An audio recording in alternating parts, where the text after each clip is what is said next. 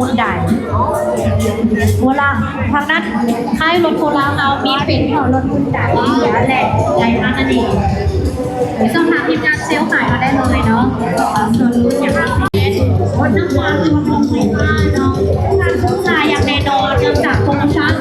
ของคนจีนหลายรายจ่ายกันเลยเห็นเป็นวันทางเนาะวันนี้ก็ได้มาชวนไก่แล้วเครื่องไฟฟ้าเอามาถึงขนาดเลยแค่ทีเดียวเครื่องมันใหญ่แล้วแอบเลยสาววันนี้เป็นยังไงก็ได้ทำเลยนึ่งทำเลยโอ้ยทั้งหมดมันเป็นนั่นนะเนาะเป็นยูจีคือน้ำยาล้างแอบไปเลยสาวพันกี่เพลงยังจบขนาดทีเลยนึ่งสร้างลงค่ะ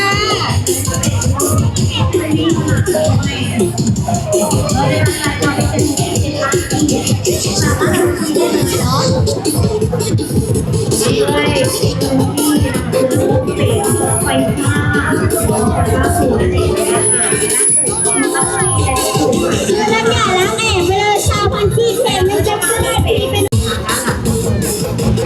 สายแคมปิ้งสายมีสายท่องเที่ยว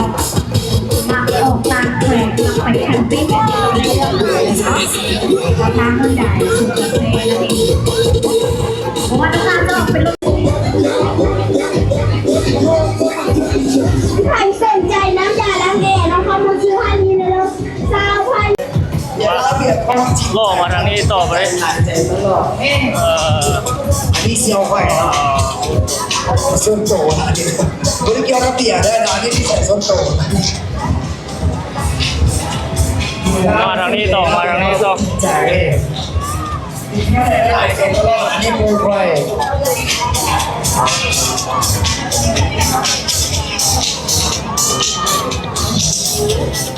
เอามาลงรถสลับแบบนี้ไปเรื่อยๆจะมาทางสลับแบบนี้เดี๋ยวก็สลับเดี๋ยวไปดูของเราโอ้แถวนี้คนหลายปึกเลยแถวนี้นะเขาเช่าไปลงร้อยกระทงเบื้องนั้นดีเนาะ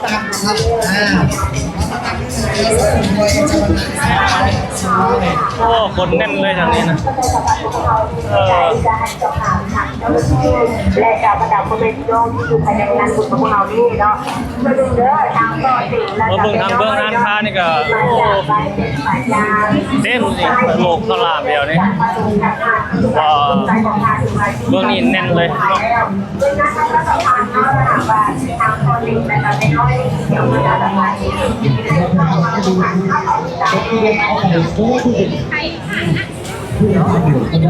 ทางนี้แน่นเลยโอ้คนจุดผู้เลยครับก็ทันไปเบื้องนั้นเนาะ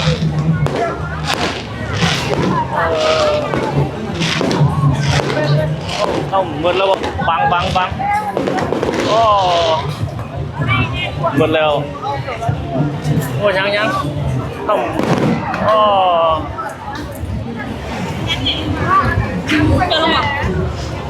หมดแล้วบ่ยังไม่ใหญ่แล้วโอ้ยังโอ้ยังโอ้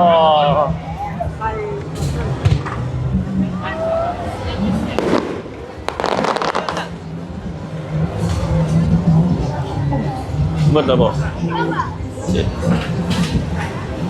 หมดแล้วโอ้ยังครับมาแล้ววันนี้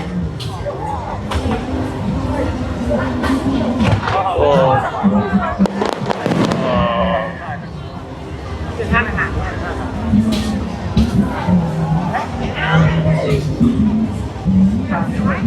โอ้ยังจ้าโอ้โอ้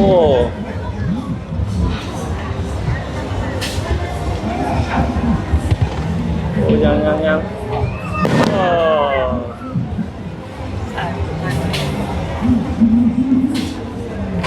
โอ้โย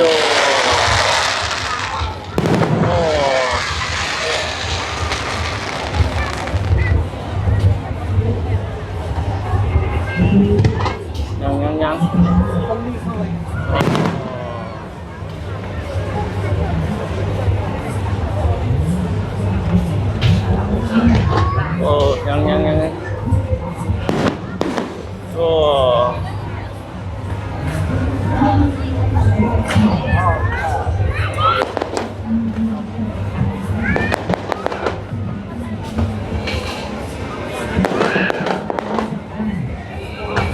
โอ้เป็นจุดคืออยู่เป็นจุดใส่ปีกายเลยเนาะโอ้ไปทางนั้นได้บ่ผมบ่ทันละโอ้โอ้ ปวดเรื่องอะไรที่ดักเอง โอ้ ปวดเรื่องเนี้ยไม่ที่ดักเอง อย่างนี้ แต่เรื่องบ้าง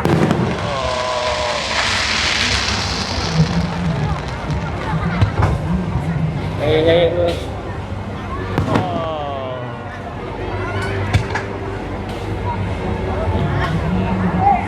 โอ้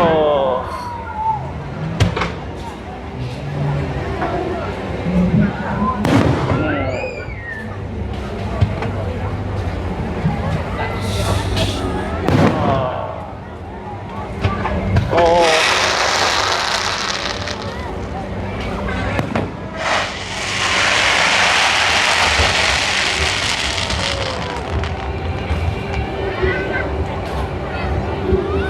หมดแล้ว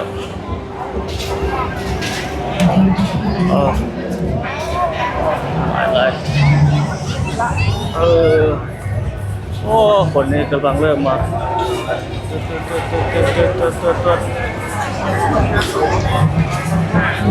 โอ้เกือบประทานสายครับ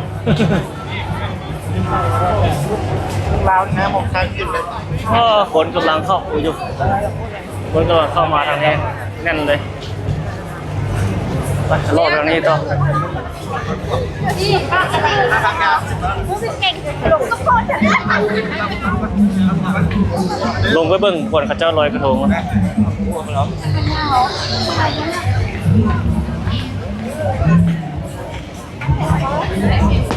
โอ้ยังในนึง นิดน้อยอะ พันหัว ตัวใหญ่หมดแล้วเนาะโอ้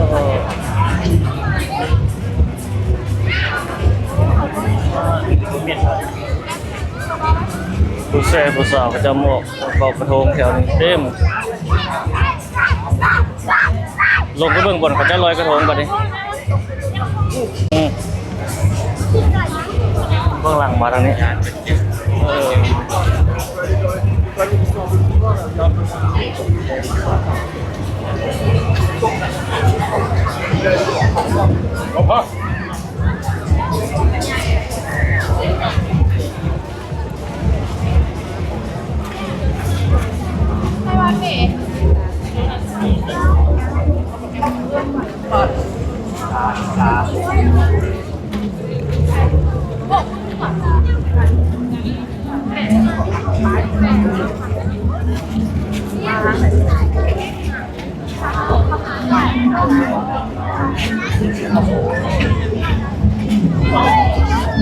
ทางนี้คนที่กำลังมาเนี่ย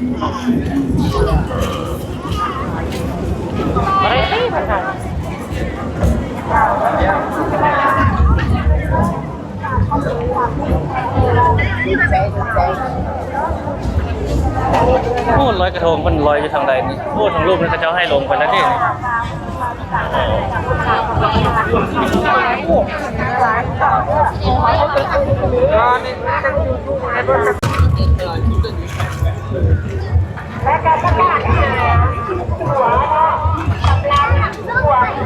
ทางรูปเนี่ยเขาจะใส่เครื่องเดี๋ยวเขาลงไปทางรูปดูป่ะมืดเนาะถ้าเขาจะใส่ไฟนี่คือจะขาดเลย นี่ไตมันไฟหุ่งเลยนะนี่มันมืดๆเป็นสไตล์แบบมันให้วัยรุ่น ประชาสัมพันธ์หนึ่งประดาเจ้าหน้าที่ดูแลประดับประเด็นโจ้กับพวกเรา ประตูลงอันนั้นลอยกระทงนี่อยู่ทางเบื้องนั้นเลย ถ้ามันลงทางทุกด้านลงด้านนี้แล้วจึงไปเบื้องนั้นก็ได้ ใส่ก็จำนวนที่เราตัดสายหน่อยเนาะถ้าหาใจขบวนใจได้เช็คถึงทะเบียนรถก่อนที่ว่าประดับเป็นของต่างๆเราก็สามารถทำมามอบให้ทางหน่วยงานประชาสัมพันธ์กับพวก รุ่นช่วงเหนือท่าประจันมือลอยกระทงทุกคนมือออกพรรษามือลอยกระทงมื่นคนหลายเลยแถวนี้นะเดี๋ยวมื่นจะมาถ่ายทุกท่านในเบิ่ง ได้ถึงประดาก็ไม่ต้อง อืม คนกำลังมาเนาะ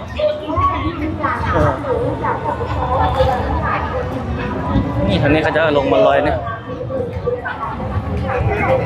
ก็ลงมาคน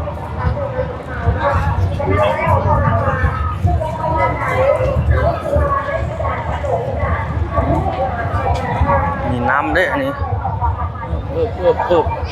นี่เต้นในมือนี่มันยกขึ้นเลยเต้นนี่นะวัยรุ่นผู้บ่าวผู้สาวเนาะมาลอยกระทงอันนี้นะคงแถวนี้น่าจะบริเสียเงินที่เนาะลงทางเบื้องนั้นพุ่นได้เสียเงินนะเจ้าเฮ็ดเก็บเงินเจ้ามาบรรยากาศการลอยกระทงของสาวนะเขาเราวิจัน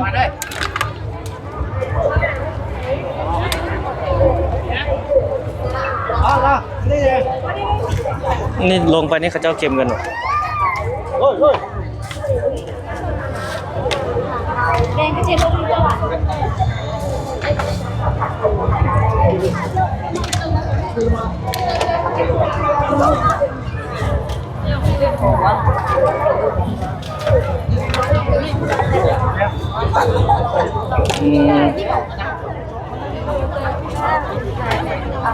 โอ้หลาย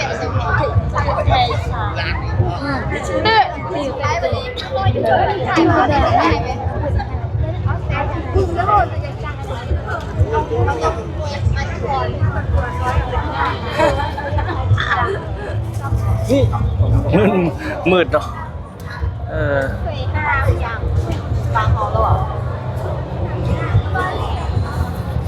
ไฟไฟเป็นไงเจ้าลอยกระทงลุ่ม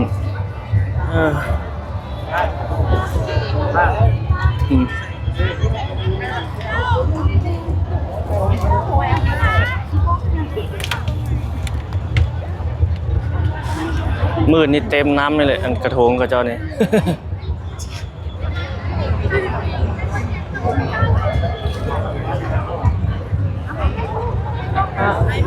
ผมมันจะไปหลบไปรุ่นนะ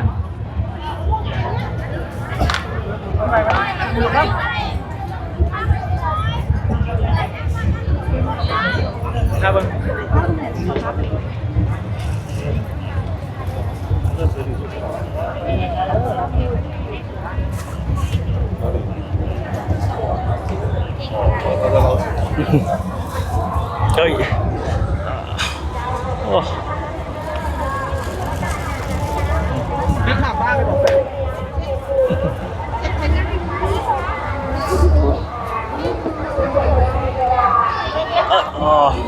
เจ็บเลยหลอกวัยรุ่นเต็มเลย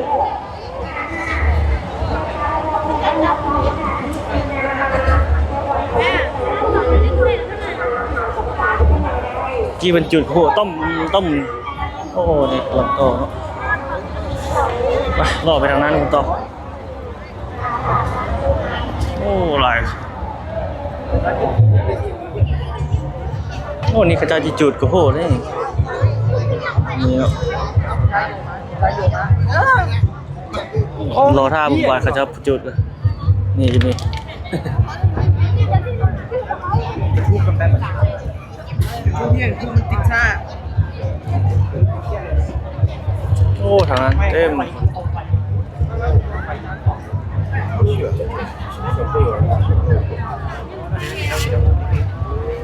่มือกูเขาจะจุดเลยนะรอเอาดูมาใส่ดู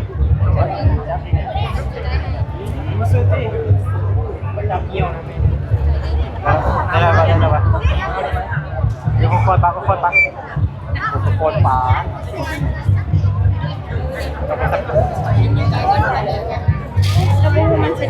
เขาไปจุด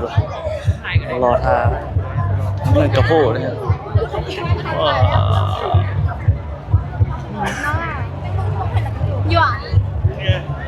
Dạ chưa?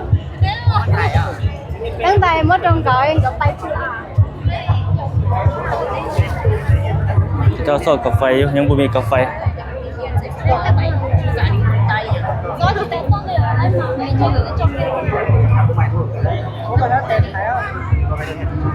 จ้าจะจุดบ่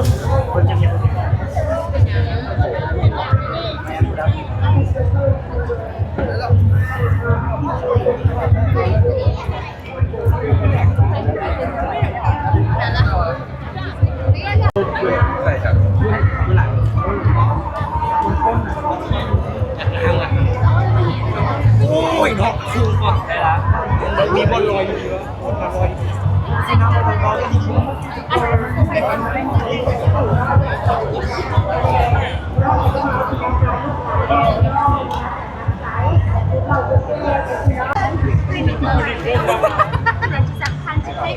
เอาเบียร์เอาเบียร์ Ông bia cho nó nói rằng nó kỳ à. Bia có sốt. Tại vì anh ấy còn.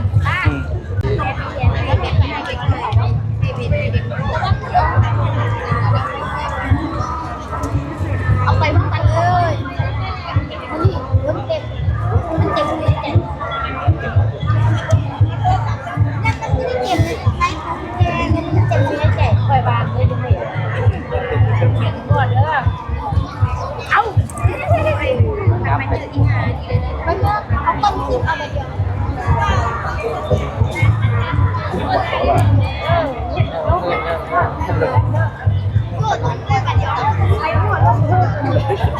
Để cho con lòng mời.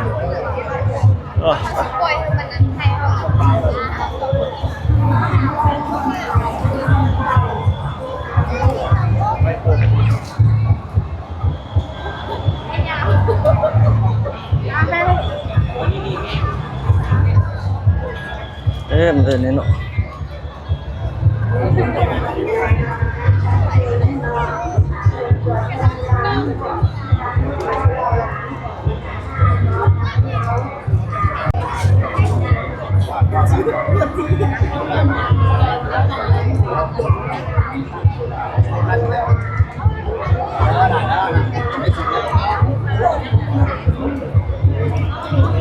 Ao lốc phi phải xịt lốc phải lốc ra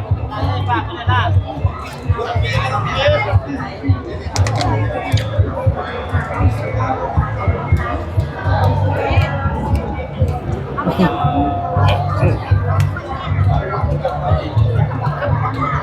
ไหลมันเต็มเลยกัน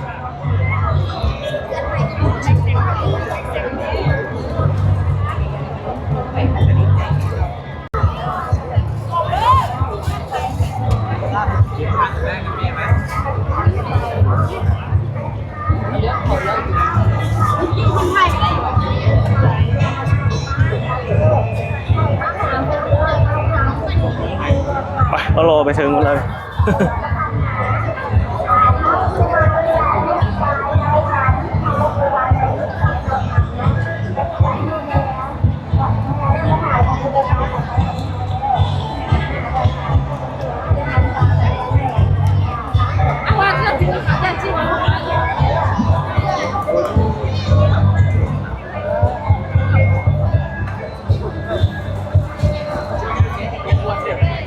เขตส่วนเขตไฟส่วนเจ้าหนูเขตเมืองไฟ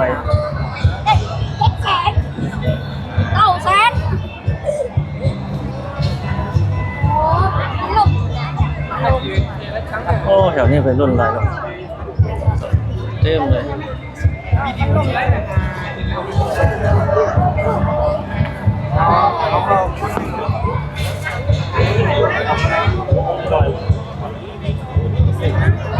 กำลังลงไปเต็ม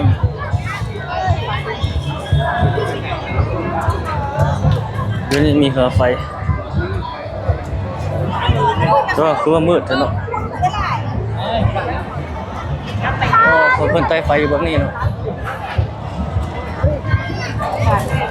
จะมาเรื่อย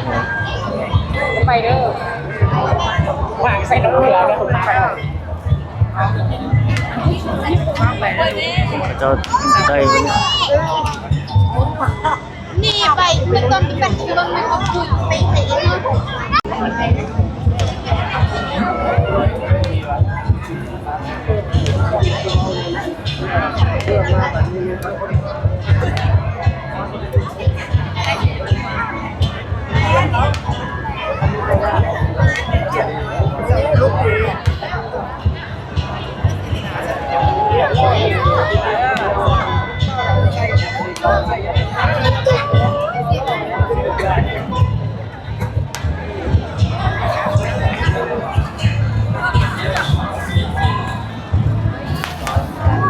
ได้หรอ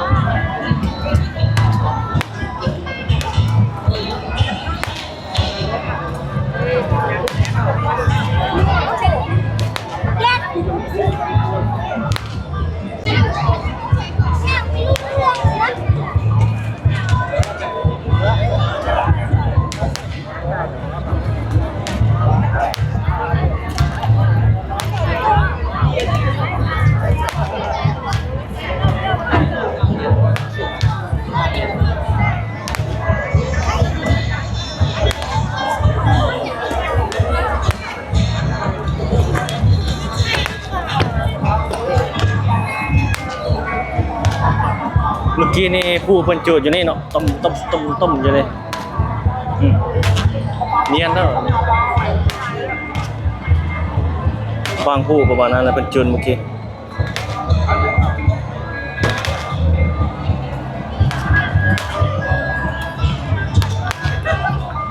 จุดนี้เป็นบนถ่ายรูปเป็นไฟแบบนี้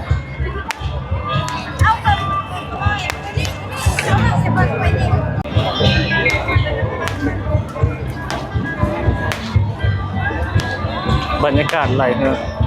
ลอยกระทงเนาะ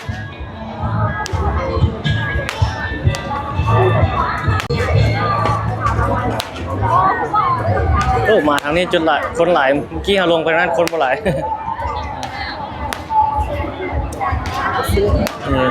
นี่ก็ไหลลงน้ำอยู่นี่กันนี่ไหลอยู่นี่ยิงตัวไม้ไฟตบ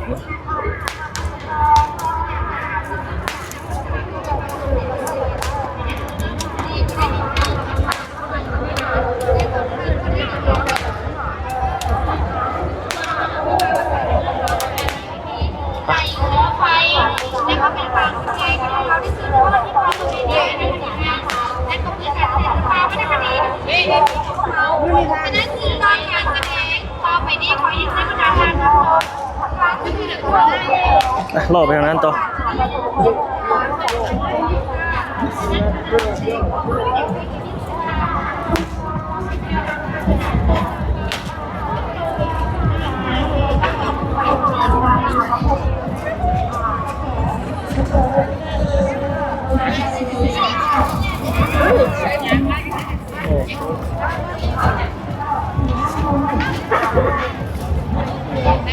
พี่ทั้งหลายเด้อทั้งหลายเจ้าเข้าไปถ่ายรูปเลยอ่ะต้องอยู่กับหม้อบนไก่เนี่ยไป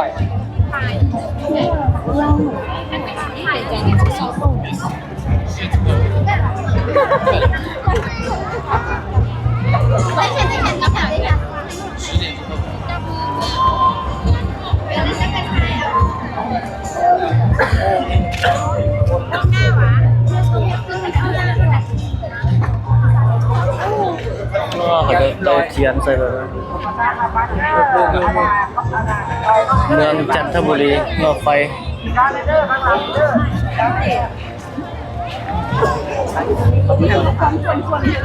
เอาน้ำมันกระส่วนนะ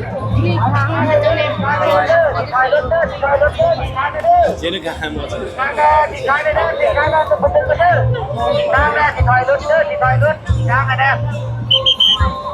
โอ้นี่เป็นน้ำมันใส่แบบนี้เนาะ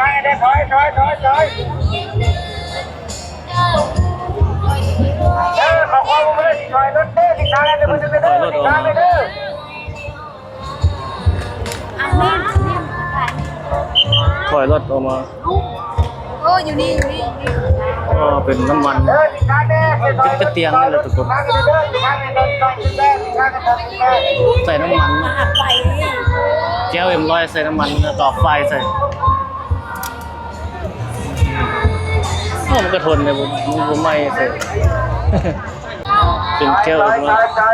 ข้างหลังเด้อข้างหลังเด้อข้างกันเด้อข้างหลังรถเด้อรถมันออกไปเนี่ยมาเลยว่ารถมันสิออกเด้อรถมันสิออก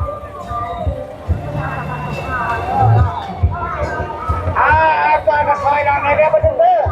รถเด้อมีรถคอยออกเด้อ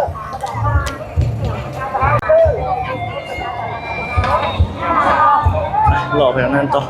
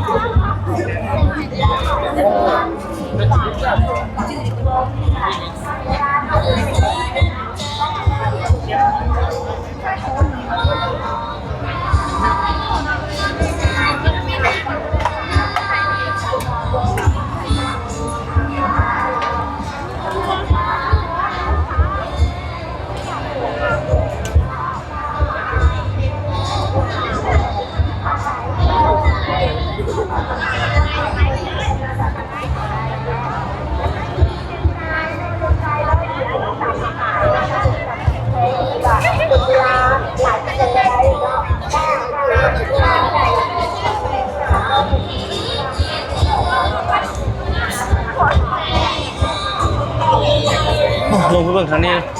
ตัวนี้น่าจะเสียเงินจะเข้าไปได้บ่ทางนี้คนหลายคนขายอยู่นี่กระโถงมีหลายคนอยู่ขายงานเรียน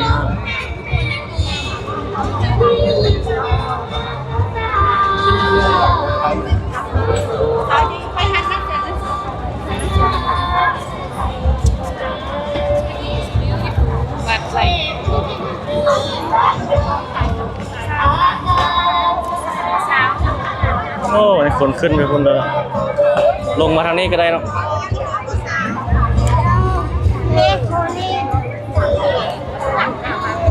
ขายกาแฟนำเลย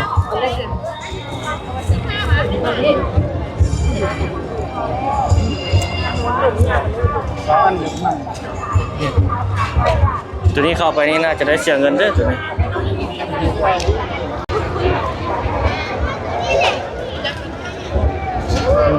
ไปแล้วนะ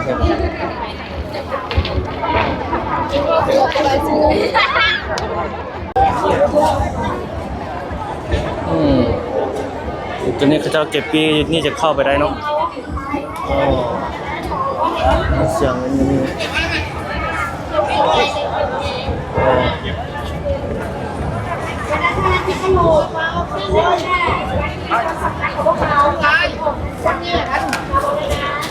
ว้าวคนลงมาจากนี่เลย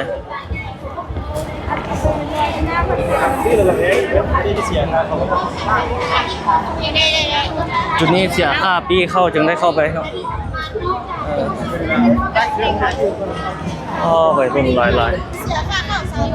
เสียค่าเข้า3,000 กีบเนาะเข้าไปแล้วถ่ายอยู่นอกไม่เอาแล้ว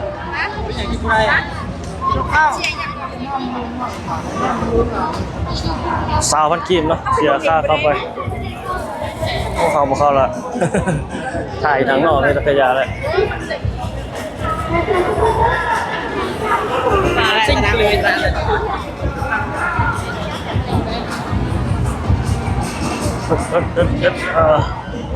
นี่ลงไปทางลง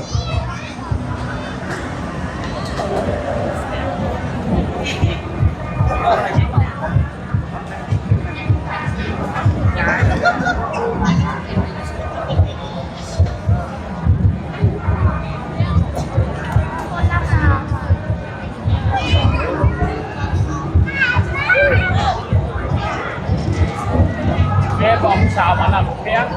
สาวมาหลับหน้าละสาวที่ชื่อเล่นสาวแม่กันทั้งหมด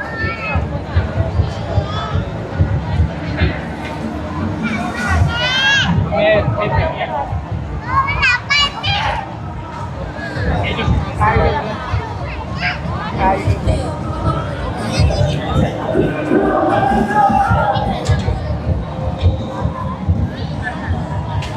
เก็บปีเนาะ3,000 กีบเป็นเข้าไปใน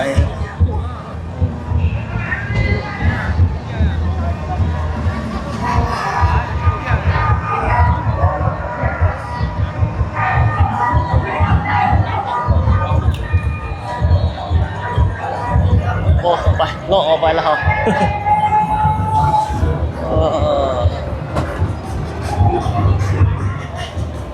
ประมาณนี้เลยทุกคนมือโอ้พรรษาเนาะเขาถ่ายลงตั้งเอาใส่มันจึงแจ้งลงนั้นนี่กระโดดมันขายประมาณนี้แหละ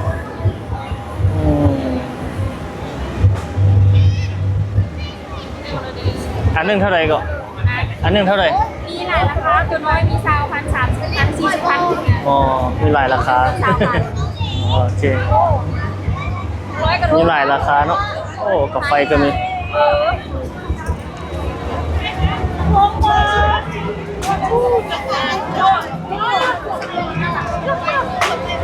มีหลายราคาเนาะซื้อแล้วก็เข้าไปในนี้เข้าไปปล่อยเป็นร้อยอยู่ในนี้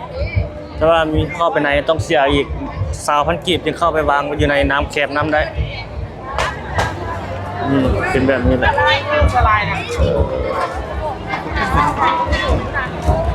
ออกไปแล้ว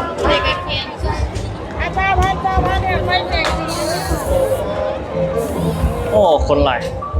มีคนขายอยู่นี่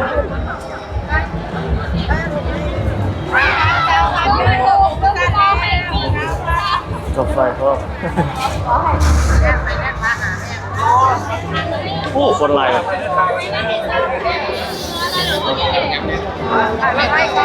โคสาวพันกีบสาวพันกี โอ้ บ คนกำลังลงมาหลาย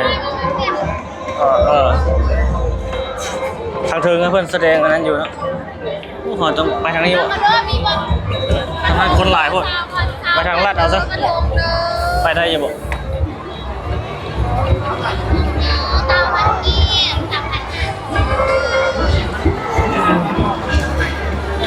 คนกำลังลงมาบอกอะไรนะนี่สัตว์พุงปอบพุงเป้าก็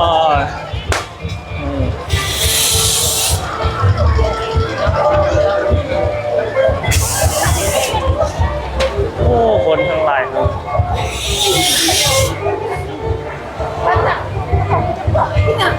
เล็กมากเลยป่ะเต็มเลยคนเพราะว่า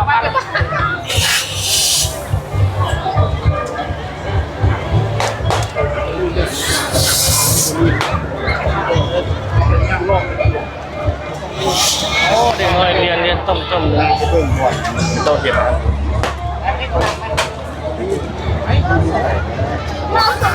จ้าป้า เห็นไปต่อ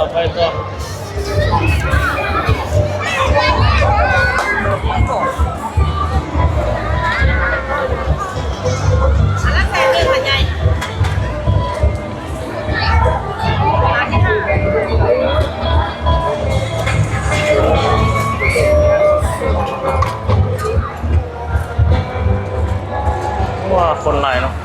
ไปเลาะขึ้นไปทางนี้ได้บ่เต็มเลยตัวนั้นคนแสดงศิลปะวรรณคดีอยู่คุณเขาจะขึ้นไปนี่ โอ้จะขึ้นได้บ่นี่พระเจ้าขายของกินในปลาหมกปลาพวกเครื่องดื่มเป็นประมาณนี้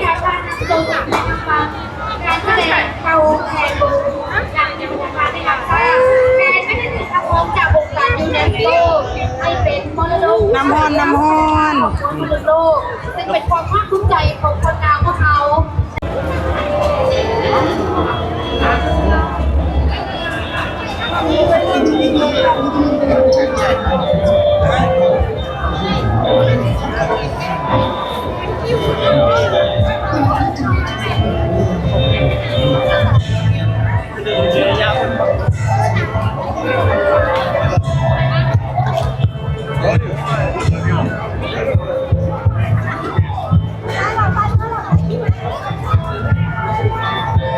คนไหน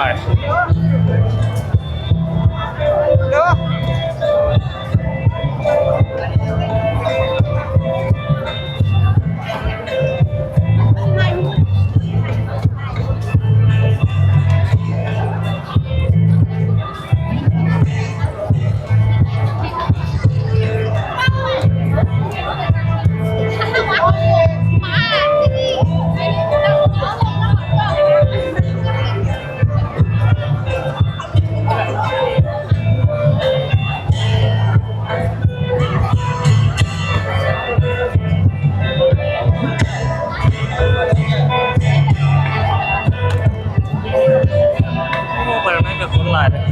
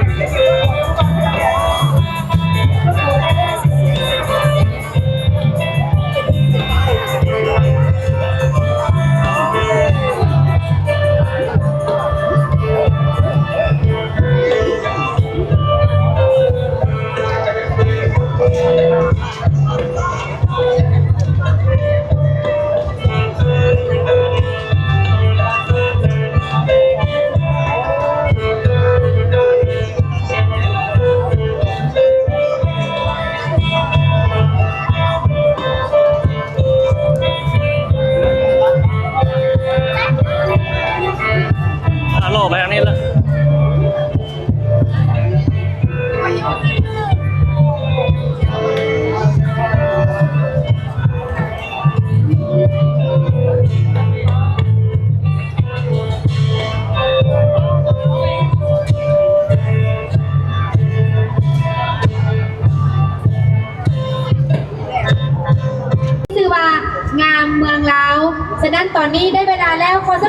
รับชมและเบิ่งบานเมื่อคืนกับ2 เสียงเพลงจากศิลปินภาวี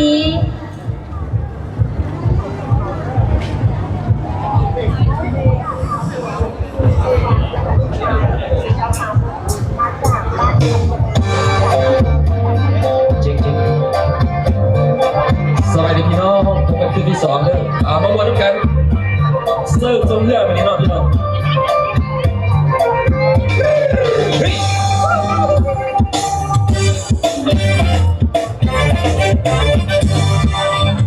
เอามาบนกันพี่น้องมาบนกัน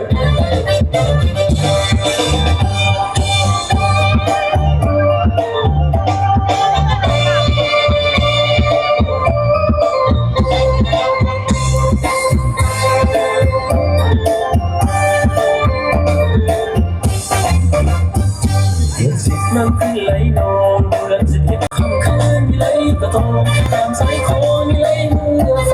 ฟุดฟ้าชื่นใจไม่ออกกับสายสำลา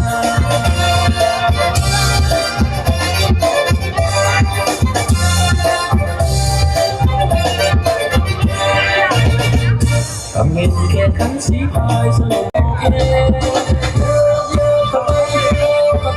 สู่ละไม้ทุ่งใสสีแดงสีฟ้าแค่คิดเจ้าริมเจ้าทุ่งหลักใสเป็นนักภาษาปีนี้เขาดาปีนี้ก็มาเขาดาปีนี้ก็มาแค่ขันสีพายก็เพียงแค่ขันสีพายก็เพียงแค่ขันเจ้าริมสู่ละไม้สีฟ้า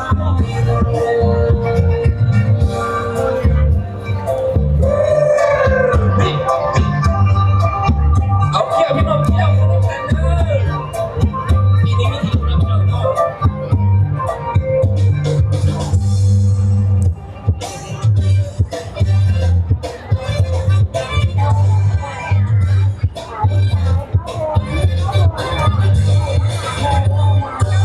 มีกระติบข้าวมีอย่างเนาะ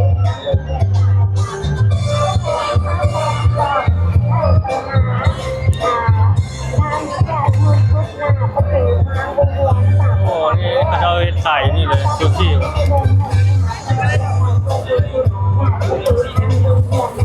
พันที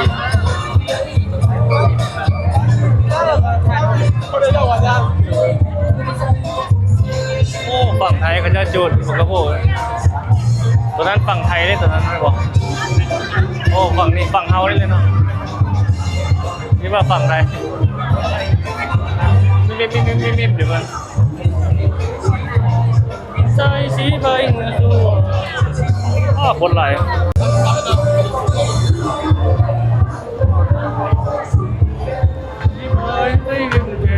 เมื่อวานนี้บุหรี่มานี่เนาะวันนี้ไหลคนทางนั้นเด้ง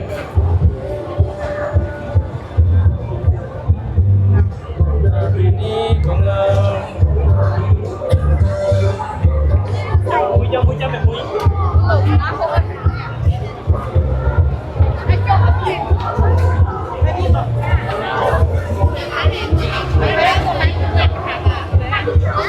那传出去点。打走啊！มาเบิ่งทางนี้เงาแบบ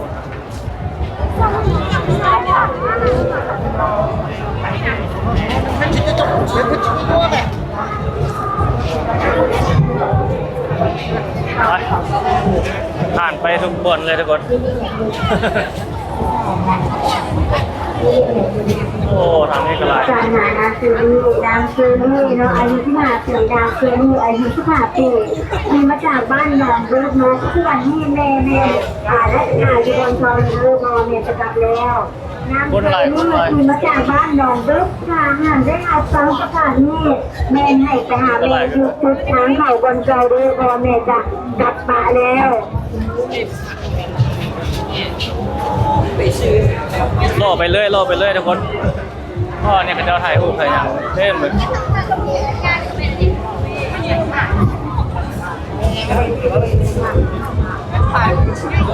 เราถ่ายรูปอยู่จุดนี้จุดถ่ายรูปตัวนี้นะ ล่อบางคนนะจ๊ะเนาะ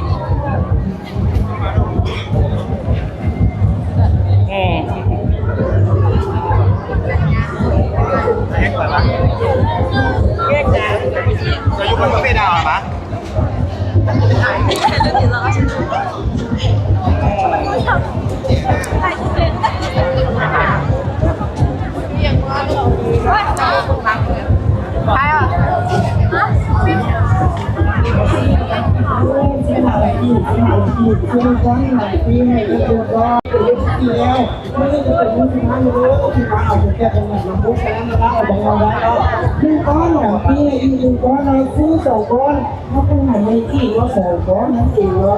ตามก็มีแต่ละล็อกที่ขนาดวันที่ราคาขนาดเดินสองเงินสองพันเท่าที่ผม โลไปต่อ เท่าผมเป็นคนทำ โอ้ทางนี้ก็ไรทางนี้ก็ไร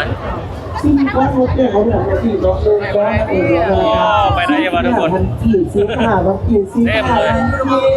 ดึงแขนก็ไม่ดึงแขนเลย ก็คนหลายเท่าไหร่วะ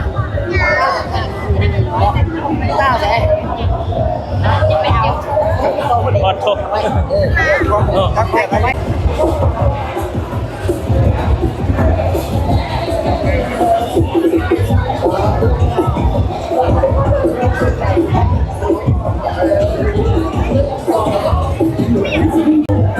ลงไปแบบนี้นะ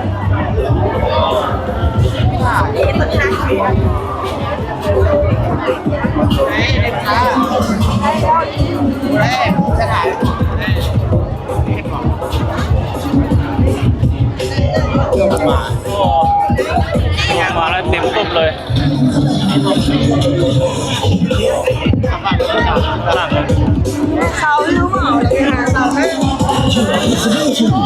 สิบห้าวันกีบกับ15 วันกีบซื้อก้อนแถม1ก้อนเด้อ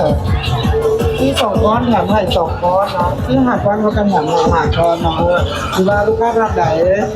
ที่ยาวกับใบการมาก็ยาวมาเป็นนอ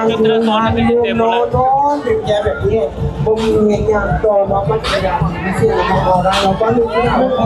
เราอยากมีก้อน วันนี้โฆษณาเบียร์ท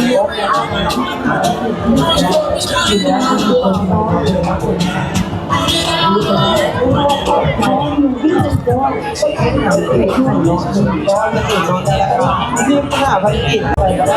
เอาแล้วมาทีมงานกับบางเรายอมค่ะจำได้เราเลยค่ะคือถ้าเอาที่กับรายละเอียดสุดท้ายอย่างสุดท้ายจะลองที่สุดกับเบอร์มาเป็นสมัครของเราแล้ว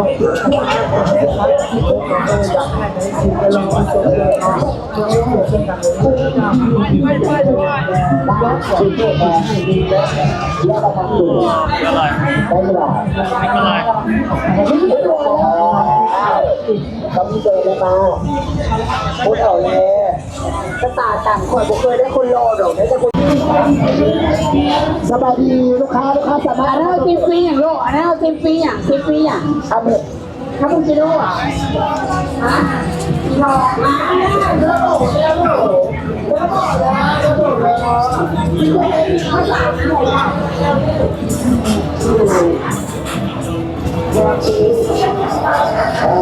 โอ้ทางนี้ก็แห้งไหลที่ไปได้บางคนไม่ใช่ไหนก็คือแกงตามแบบนี้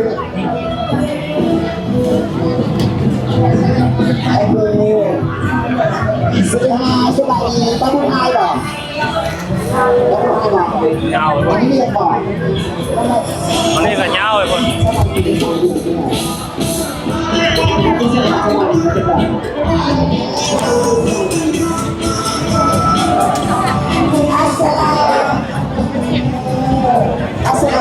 ไปทางนี้ก่อนเนาะ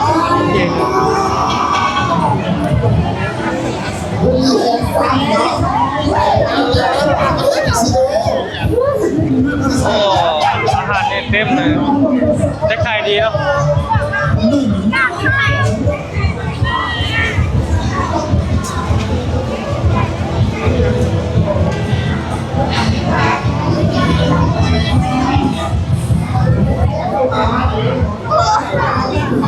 ปิ้งนกกระทา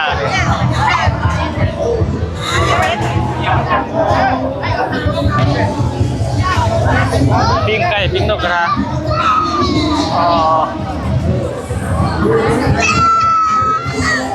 คนไหล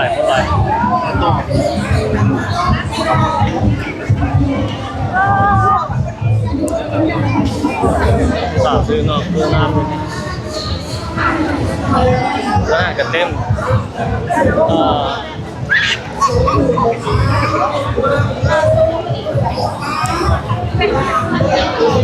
ปิ้งไก่กินอยู่ข้างในก็ได้เนาะโอ้ 279,000กีบเด้อ ตัวหนึ่ง779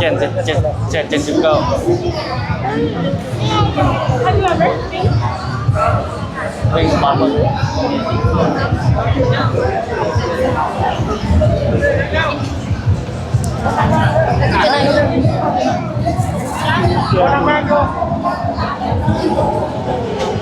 ก็บอกว่ามี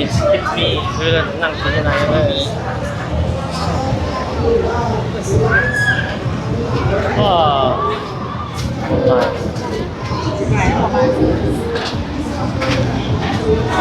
ถ่ายหลอกเฮ้ยคนเคยเห็น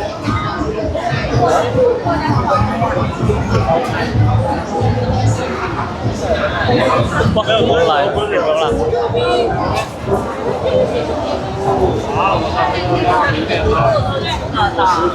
ตั้นแล้วบ่เนี่ยยูเดียวเลยไปบ่ได้แล้ว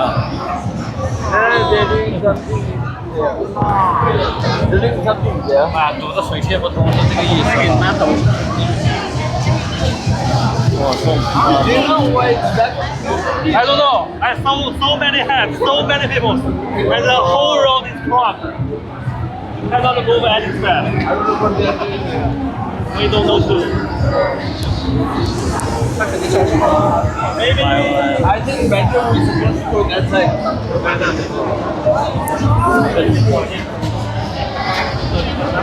ก็ไปได้ที่ลึกๆกันหน่อยนะทุกคนนะ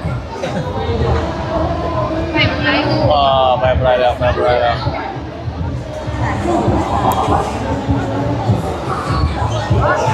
ยูเดียวอยู่นี่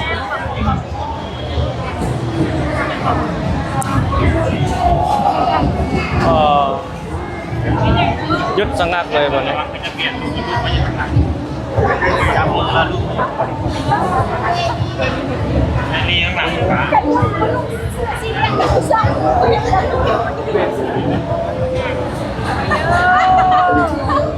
ไปบ่ได้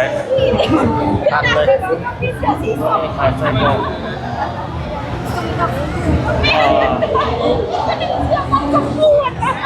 ทางนั้นก็กำลังมา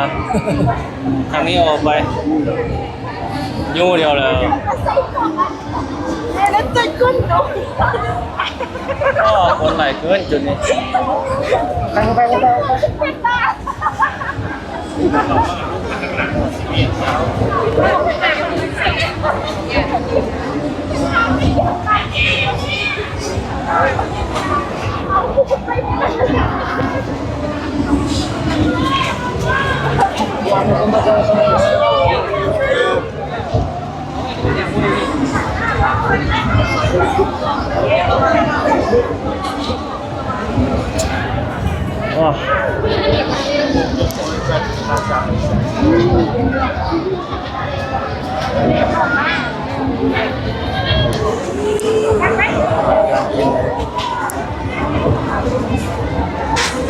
นั่งกินอยู่ในกันนี่เนาะนี่ครับโอ้ไปไม่ได้เลยอ่ะจุดนี้คนเข้ามาหลายไปมันแคบเนาะมันแคบแล้วคนเข้ามาหลายยังไปไม่ได้เถอะเงียบได้ไปท่านเรียกกันไว้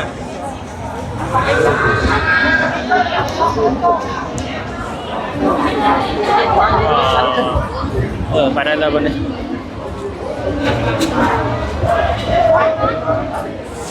ไปได้แล้ว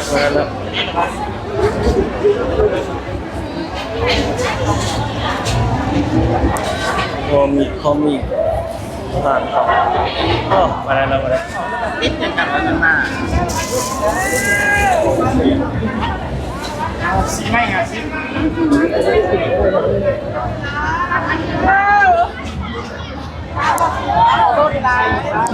เขาเจ้าเห็นอย่างเป็นนี่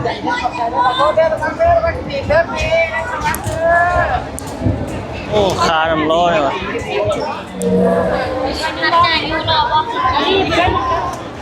นี่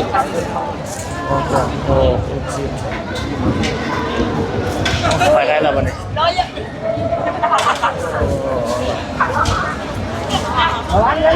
ไม่มาที่กับไฟได้ละเมื่อกี้เอกเดี๋ยวหันมากันโดน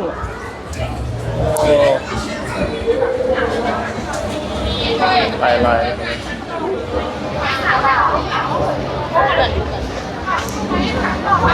ก็มีลูกศอกลูกซี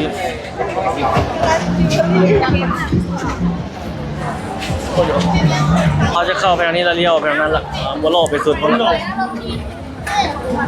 ปิ้งปลาบอกว่าคิวโอ้เสื้อโจมาทอดได้นี่ได้ข้างหลังเนาะ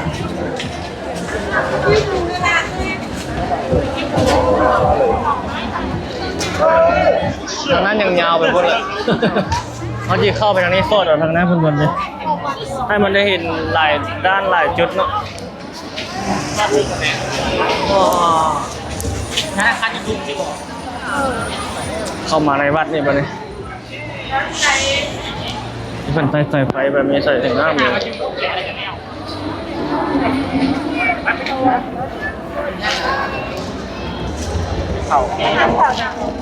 ห้องน้ำอยู่ทางนี้เนาะเข้ามาในวัดมีบทฝากรถมีห้องน้ำมียังโอ้โล่งดีเข้ามาในแล้ว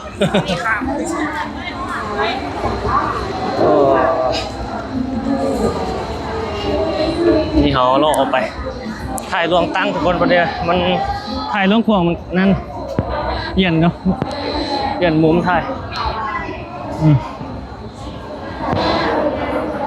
โอ้ออกไปทางนอกนี่คนแห้งสิลายอย่ามันออกไปเบิ่งบรรยากาศ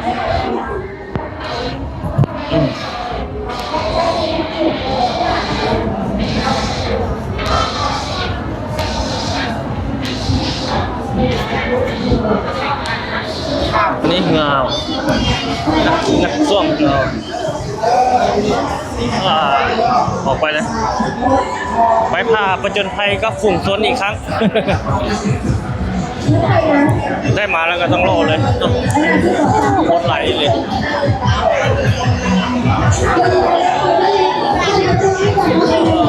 ยาว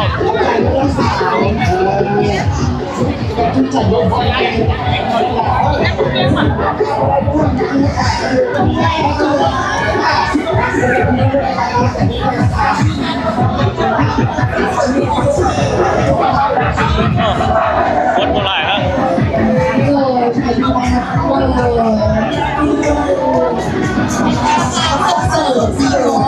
กี่เยอะนี่เขาเดินเขาเป็นเลยเจ้าใครมีพร้อมแอปมีพร้อมผู้ใดมียังเขาว่าเอาพวกเขาเลยพวกกระแจกับก้านสีเขียวจากพวกเขาเลยผู้ใดมีงานอยู่ได้ของได้คนนี้ขอบใจสำหรับผู้ที่เขาวันนี้มีโปรโมชั่นสุดพิเศษเลยค่ะน้องถ้าคนไหนที่มาซื้อสินค้าครบค่ะที่คันกินประมาณ5นี่เป็นซาตัวนี้เป็นซาตัวนี้จะเป็นซาคนหลายไปมันจะซาอะไรเสร็จแล้วว่าแม่แล้วตัวนี้ถูกต้องลดความดันเลยว่าเป็นความดันเป็นยังไงจะทำความเรื่องเจ็บใจแบบนี้เนาะถ้าจะเห็นกำ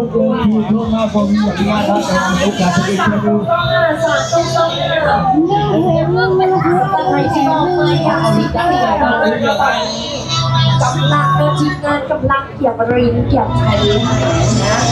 ทีมงานกำลังเกี่ยวรินได้แล้วก็เป็นว่าอยากซิมทดลองซิมตอนสีฟ้ารสชาติใหม่ของมิรินดาสามารถแบกกันก่อนได้เจ้า1ตุ่ม10,000 30,000กิโลนั่นเอง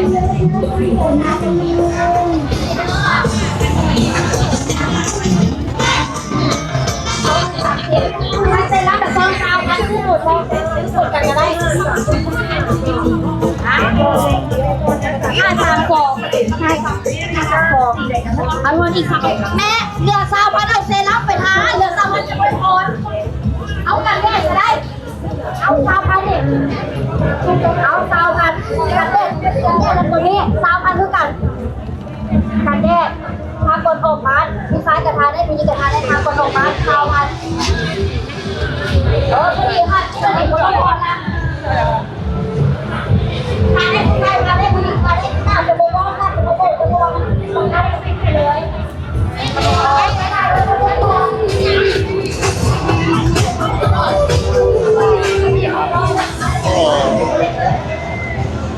หลังล่อไปเลยเอ้า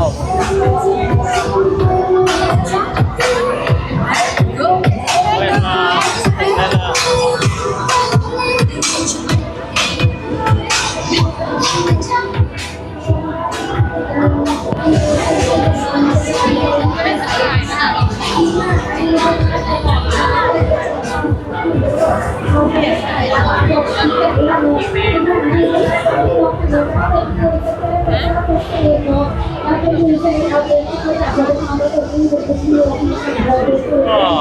ตายเลย เลมอนเลยและที่เป็นสูตรโดมีน้ำตาลโดมีโคโรจากว่าหรืออยากจะให้น้องเข้ามาได้เลยนะคะเรามีบริการใส่จบเป็นก้อนเลยว่า1กระป๋องมาเลยค่ะ10,000 กิโลนะเด้อ10,000 กิโลลูกค้าเข้ามาได้เลย10,000 กิโลลูกค้ามาได้เลยลูกค้า10,000 กิโลนั้นมีจบใส่น้ำก้อนให้พร้อม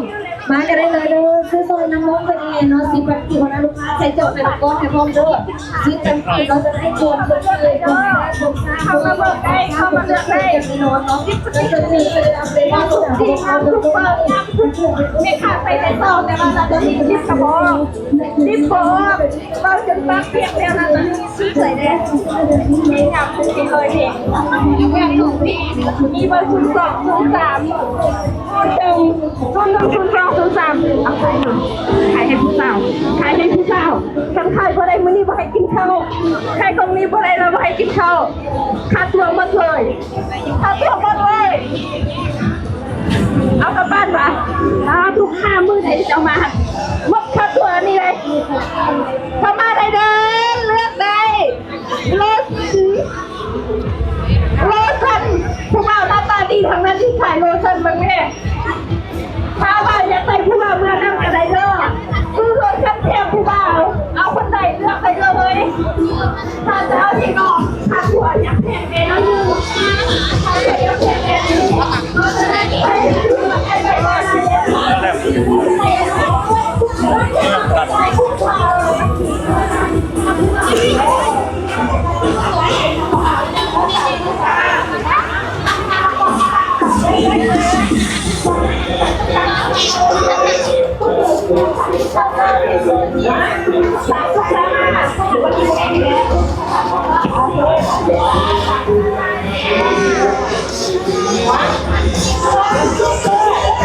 ห้นะคะ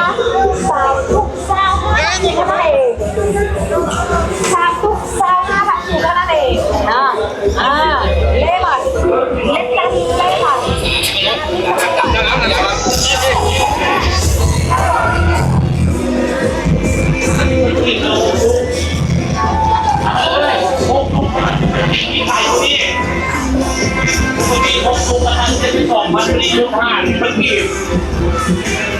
6,500ยังมีกันอยู่6,500เงินเดือนประกิ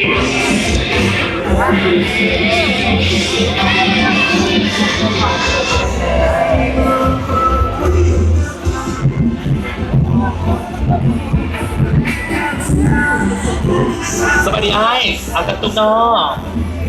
6,50,000 กิจเท่านั้นเด้อนำเข้ามาในเลยสำหรับไปที่สนใจเครื่องดื่มสำลี6,50,000 กิจกันเท่านั้นนำเข้ามาในเลยตอนนี้6,50,000 กิจยังที่เหลือออนไลน์คือแม่ได้คืน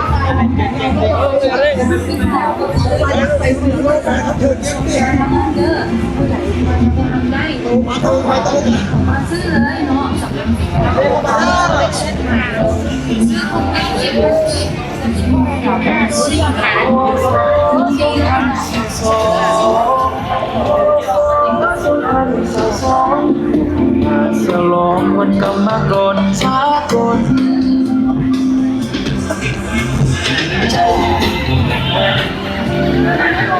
บรรยากาศห้างค้านี่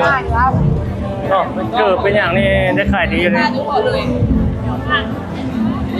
ราคา50,000 กีบ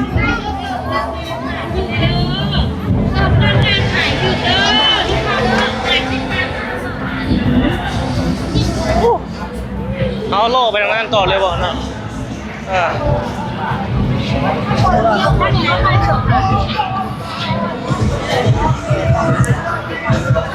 มีทรง35,000 กีบ สูงยืด3 35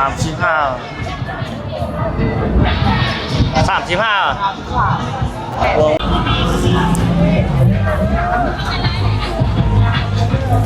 ตัวนี้ตรงเนาะ50,000 กิโลไปต่อ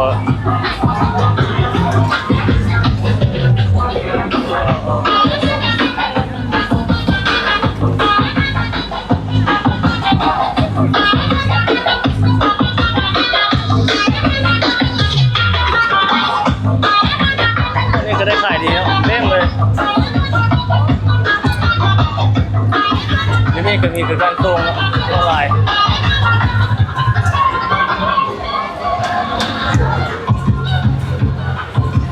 ก็ได้ขายอยู่นะเครื่องของพระเจ้าเนาะ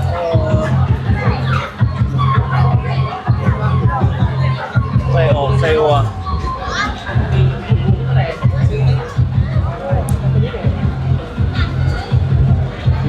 พิงหอย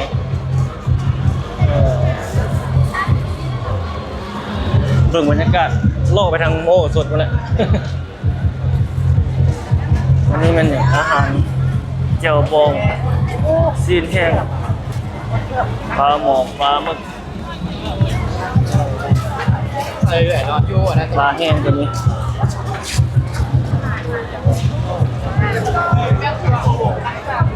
เอาหลอกข้าวหลามโอ้ทางนี้ยาวไปพอดเลยไปเบิ่งกันบูธเบียร์นั้นก่อนเนาะแล้วจึงเป็นการปิดคลิป นี่หมักไม้เบิดเลยเนี่ยโอ้เบิดได้ขายดียางตุนยางกับ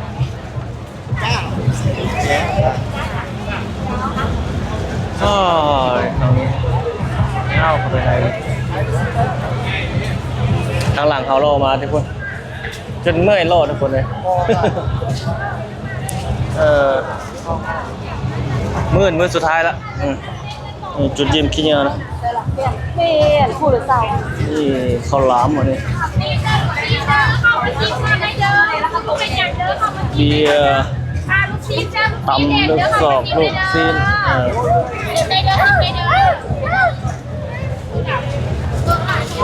คนเริ่มบ่หลายบันไดแถวนี้นะพอโอเคอยู่นะโอ้ได้ขายดีนะเกิมเนี่ยเขาได้ส่งคนหนึ่งเขา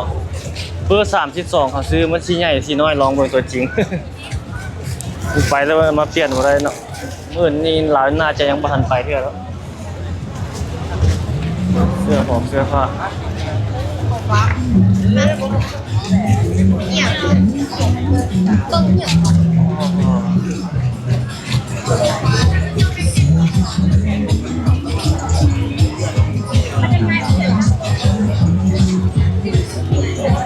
มีเครื่องประดับนี่เองโอ้แต่ละห้างเนี่ยมีคนเข้าหมดว่าบุญทหารได้ว่าที่อยู่แบบซื่อๆ นี่ตัวนี้กับคนเต็มนี่เบิ่งบรรยากาศร้านค้าอันนี้ก็ลายคือกันโอ้จนย่อยเมื่อยย่าง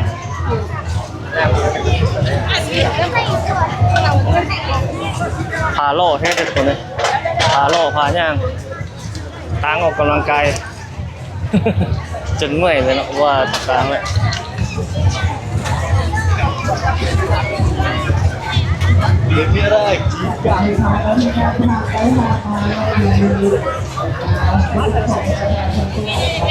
นี่กระลำเบียร์เราเป็นนาไม่ใช่ก็ดูซีนเนาะอ๋อทางนี้ก็ลายคือกัน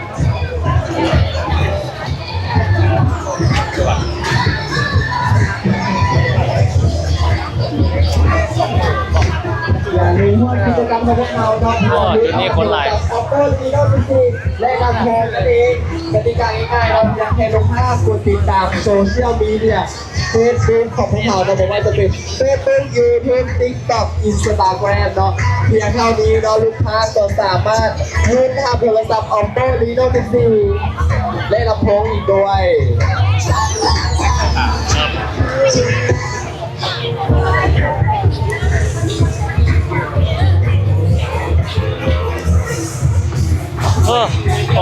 คนโบราณแล้วหายใจได้อันนี้พูดเยอะไฮนิเกน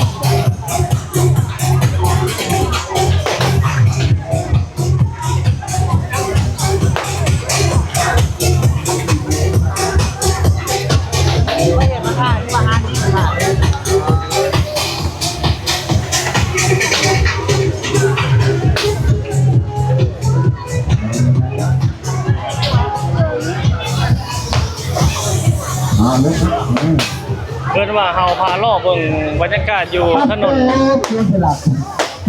เจ้าพระห่มเนาะบรรยากาศหลายประมาณนี้เลยงานกองงานการมื้อนั้นเฮามาล่อกันคนยังบ่หลายเนาะเฮามาล่อกันเป็นบรรยากาศแบบเป็นเงียบๆมื้อนั้นคนยังบ่ทันหลายมื้อนั้นมื้อนี้คนหลายแล้วมื้อนี้ก็ว่ามื้อเต็มที่สุดๆแล้วมื้อนี้นะเอาลงเข้ามานี่ก็ได้เข้ามานี่ก็ได้เนาะประตูเข้ามาทางวัดนี่ก็ได้คือกันมื้อนี้มันมื้อเต็มที่เลยทุกคนเลยมื้อนี้จะมีแต่ช่วงเลยตอนเช้าตอนแรงก็แล้วบนแล้วสัตว์ผมบอกมีปืนอะไรอ๋อเจ้ามักลินเนาะเป็นอัดลมซื่อๆนะปืนนี้เด็กน้อยก็ลินคือกันสัตว์บุญกอบบุญเบาโอ้บรรยากาศสาวน้อย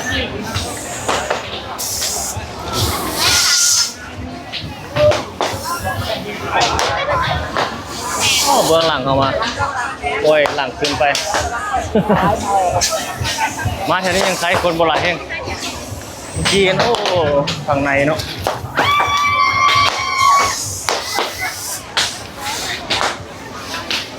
โอ้จุดนี้ยิงดิคนยิงหลายเลยนี่มีสัตว์ขุนเป่าต้องถือครับนี่ยิงปืนมาปัดเลยยิงปืนลมปืนอัดลมงานคาจะไม่ขายดีเลย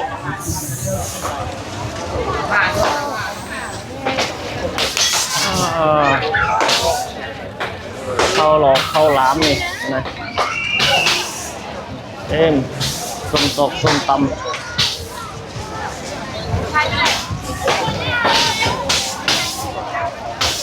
ยาวไปทางนั้นเลย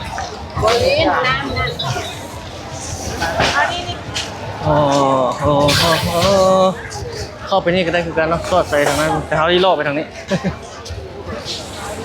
โอ้ทางหน้าคือว่าอยากมันมืดๆว่าไปนี่โรงแรมปอบเป่าผู้แซ่ผู้สาวโอ้พาล่อเบิ่งผู้สาวได้ทุกคนพาล่อเบิ่งผู้สาวต่อเนาะไปเบิ่งบุตรเบียร์เลย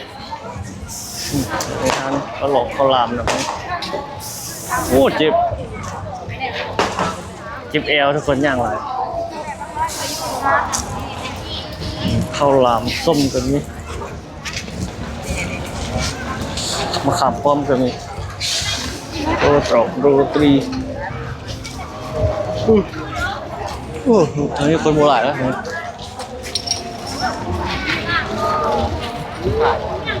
รอจะหลอกจะเล่นขายเลย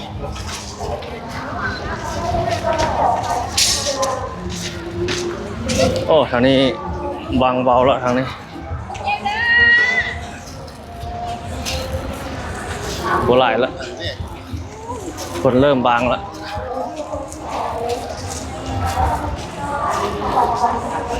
เขากระปอนี่เลยคนไปส่งคนหนึ่งเนาะ50,000 กีบส่งสุภาพย่งไปเวียแต่รู้ว่าคุณภาพมันจะเป็นยังไง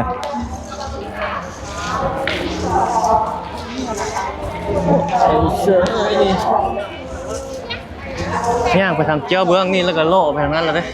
น่าทุกคน ไปทางเบื้องกันนะมีซาลาเปา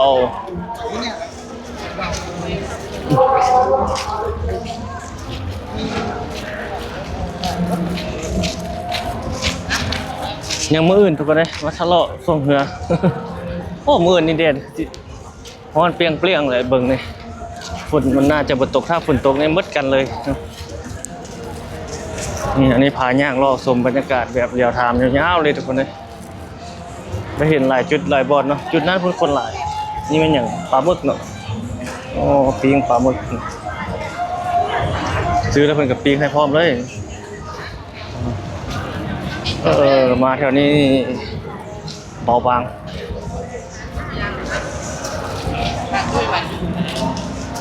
จะขายปิ้งข้าวหลอกข้าวหลามเดี๋ยวนี้อันนี้เขตเบื้องหลังของหอคำละทุกคนเลยเขตเบื้องหลังของผู้ปั้นเจ้าอนุวงศ์เอากระพาโลเดี๋ยวทำแบบนี้แหละอันนี้โรตีเผ็ดนี่เลยใส่โรตอกโรตี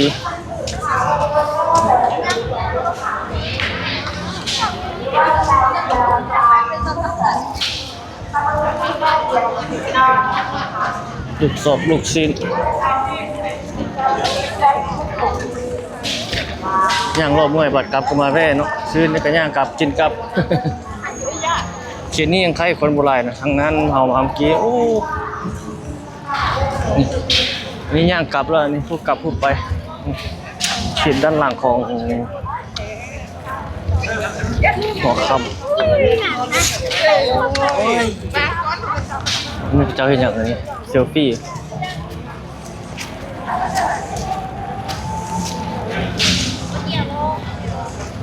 สอนเซลฟี่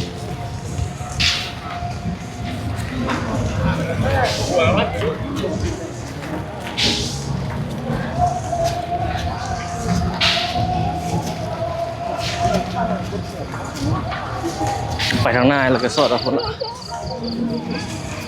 เข้าไปด้านหลังของปันนี่พวกนั้นจะเป็นหอคำแล้วทั้งนั้นทำเนียบประธานประเทศแล้ว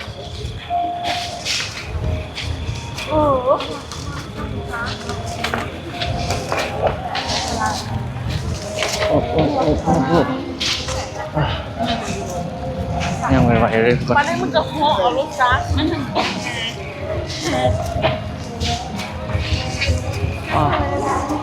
นี่เข้านี่แหละหรือว่าย่างไปสุดมันเลยวะจุดนี้เพิ่งบอกได้ไต่โคมเนาะแต่ละปีมันไต่โคมอย่างนี้เลยอยู่นี่เพิ่นจะไต่โคมไฟไต่อย่างอยู่บนนี้แต่ละปีนี้บ่ได้เฮ็ดเนาะเฮ็ดแบบคือหลวงพระบางนะตัวนี้บ่ได้มีย่างไปจนสุดทางนี้เลยซะไปทางนี้แล้วก็เกี่ยวไปทางเบื้องมันเขตตรงนั้นบนบูธเบียร์พาโลพาชมไปแบบนี้นะ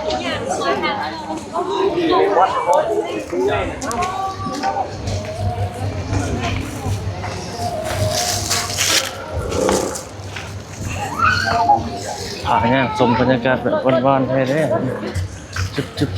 จุบออกมาทางนี้ซะ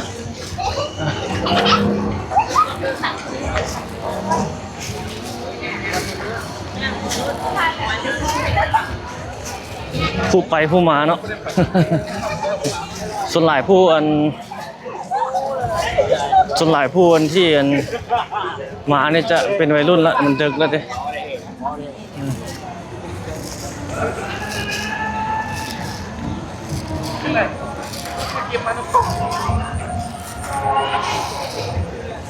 มันล่อมาทางเบื้องนี้ไปต่อ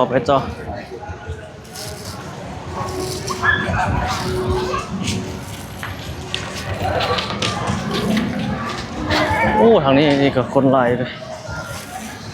สาวหนุ่มคนนี้สาวแล้วที่นี่กวดยังกวดอยู่เนาะเพราะนั้นเจ้าฝากรถจักรทั้งเต็มด้านหลังของเราส่วนหลายกับเจ้ารถจักรมาเนาะ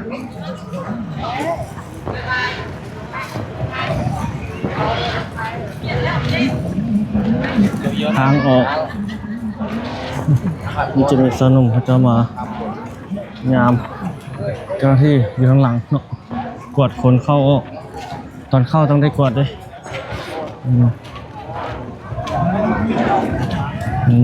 มี2ด่านแบบนี้นี่กวดโตเนาะ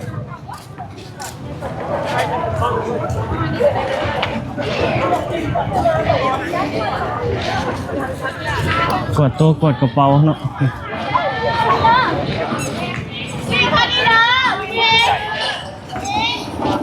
เสร็จอยู่แบบนี้เนาะ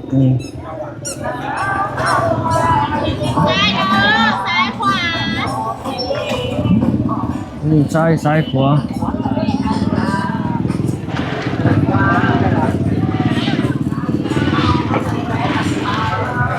โอ้ทางนี้รถจอดเต็มเมื่อกี้เนี่ยเรียกรถหลายปันอีกบนกับบุญท่านหลวงโตเนาะ บุญท่านหลวงกับบโดนละบุญท่านหลวงก็ได้เจอท่านหลวงเพิ่งจะลาดอันนั้นใหม่เขาไม่ได้ไปถ่ายไปลาด มาแล้วนะเฮ้ย ลาดไม่อย่างก็งานใหม่นะอันนี้คนใหม่ยาว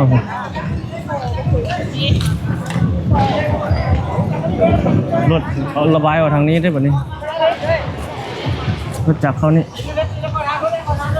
ทางนี้มันมีบูธเบียร์นี่หลายนี่คนหลายเบิ่งอ๋อเต็มไปทุกด้านทุกเจเนาะ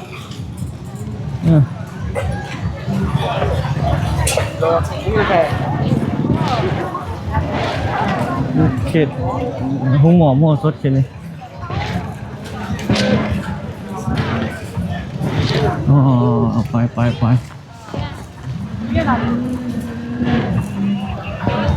มันฝากรถอย่างไรเต็มเลยรถจักรรถใหญ่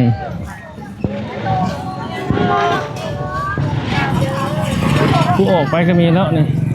ผู้กำลังเข้ามาก็มี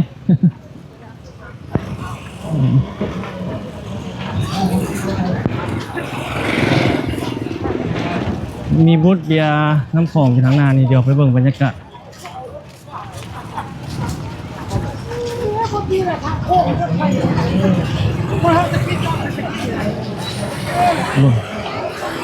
รถจอดเต็มเขาเจ้าขายเบียร์จังนี่ไม่อย่างนี้ไม่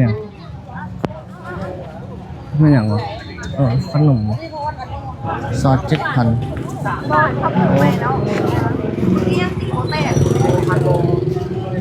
ขนมแล้วใส่อันนั้นไม่อย่างว่าใส่อันเขาเห็นร้านใน TikTok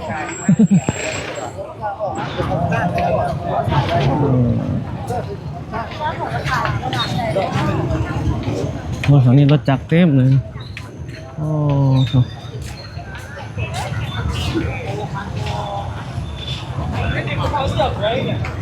เต็มเนาะเบื้องออกมาเมื่อกี้ทางนั้นก็มักหลาย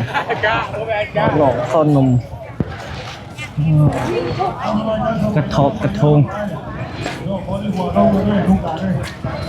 นี่หมักม่วงอันนี้กระทงเป็นสวยเลยมีแจ่วเกลือให้พร้อมเนาะ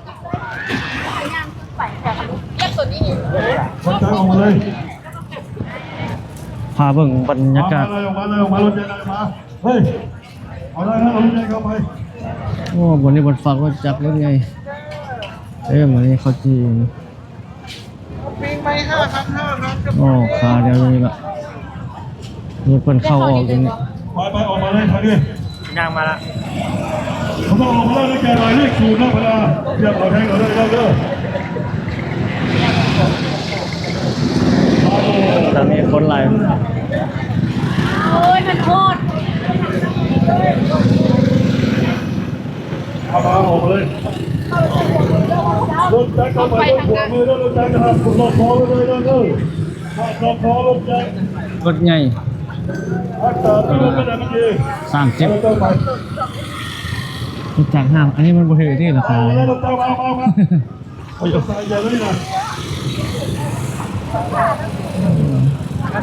บรรยากาศสดๆเจ้าลัดรถอยู่นี่เข้าไปเบื้องขวามือพอให้เราคอรถเด้อไอ้น้องเด้อรักษาพี่รถไม่ได้มันดีเพราะว่าพอให้มันเปลี่ยนการเสียเวลาของพวกเขารถหลายว่าคนหลายจริงซับซ้อนเลยจุดนี้นะ รถเข้ารถออก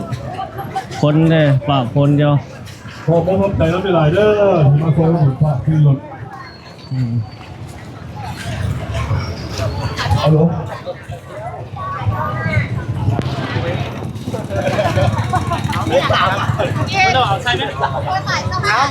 อ๋อคนหลายๆดูโอ้ทางนี้ซะ ซื้อมาแกะ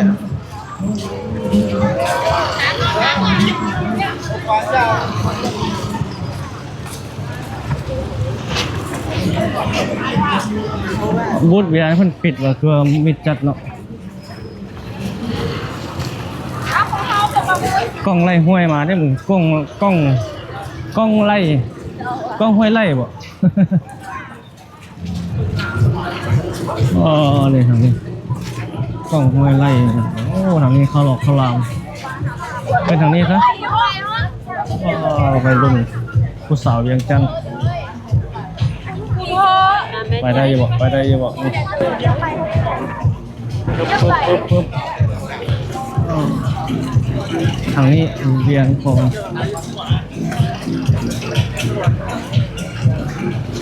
เข้าทรงฟรีเข้างานฟรี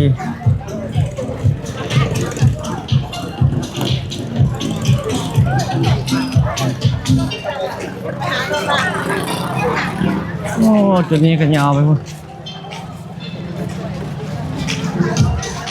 คนกำลังเริ่ม ใส่ข่าวให้ถูก ตรงนี้กำลังหลายแล้วครับพระเจ้าขวดจะนี่ละเนาะผู้หญิงฝากได้ผู้ชายฝากหัวเดี๋ยวมาเบิ่งบูธอยู่ในเบียร์นี่ก็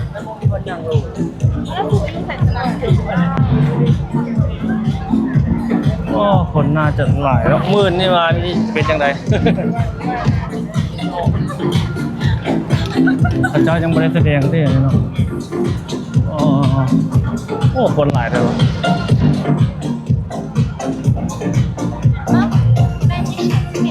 โอ้เต็มเลยทั้งโลกเนาะ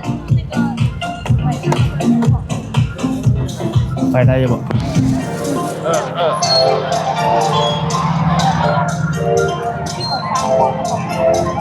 โอ้ทั้งโลกเต็มเลย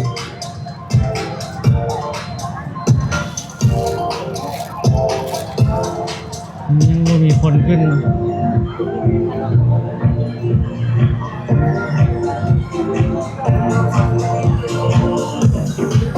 นอกครับออกไปแล้วคนหลายพวก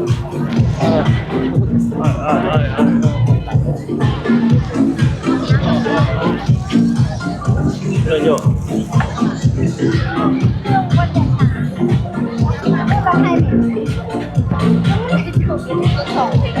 บุตรเบียร์น้ำของโอ้ทางนั้นบางคนมา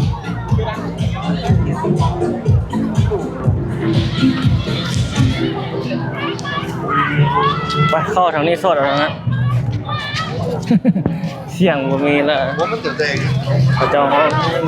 ซ้ายขวา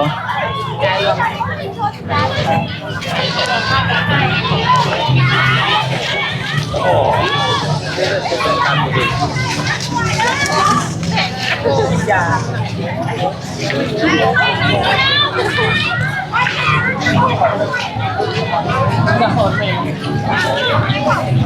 บ้านนี่เด้อตายบ้านนี่ตายบ้านนี่เด้อผู้ชายตายบ้านกว่าเด้อผู้ชายพักกว่าตายบ้านกว่าเด้อก ดโทรก่อนเข้าไป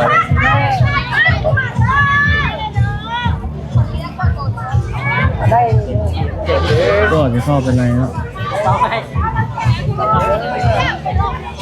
ไปมาตัวเดียวครับเพื่อนโอเคขอบใจ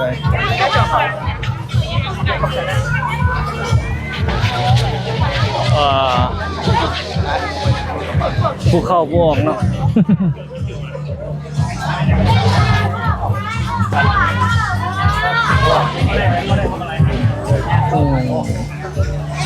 ได้เห็นหลายด้านหลายเดียวหลายทาง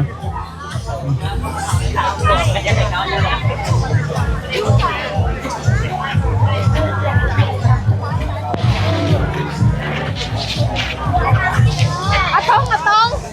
ทางซ้ายเด้ออะตง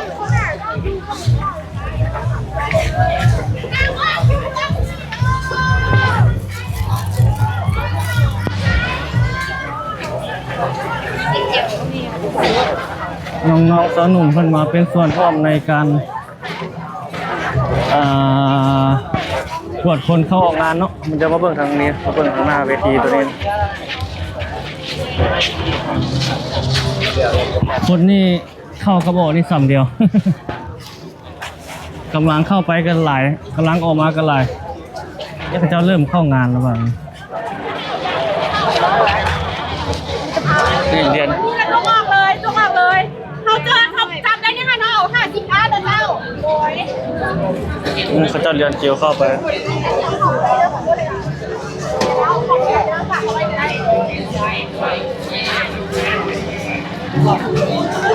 อันนี้เขาอะไรเดินเล่าไม่อยากสู้ใครเอาเข้าเลย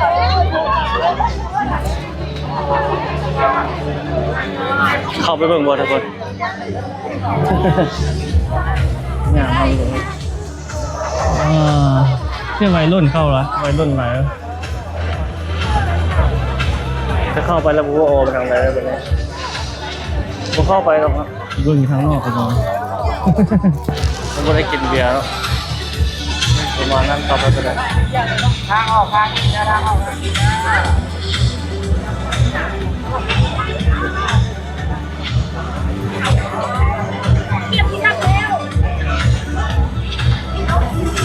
ทางลุ่มก็ขายเหล้าขายเบียร์อย่างประมาณนี้แหละเข้าไปอยู่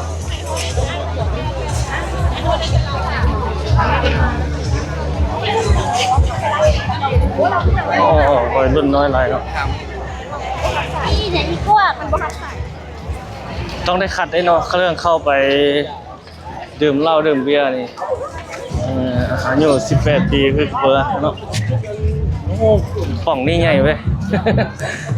ป่องเบียร์น้ำฟองตัวนี้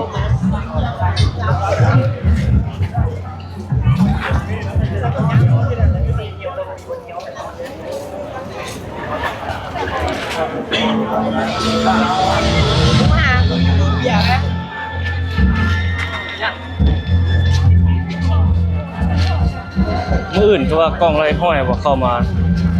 อย่างประมาณนี้แหละเบิ่งตัวจริงเนาะคนลายไปมานี่นะเอาออกมาทางนี้เจ็บโอเคบัวลูกสอบลูกซีนขนมน้ำไก่โอ้นี่ของจีนหมดสูตรจีนนี่เป็ดไม่ตัวตัวนึงเท่าไหร่ตัวละเศษเป็ดปิ่นอย่างนี้เลยตัวละเศษ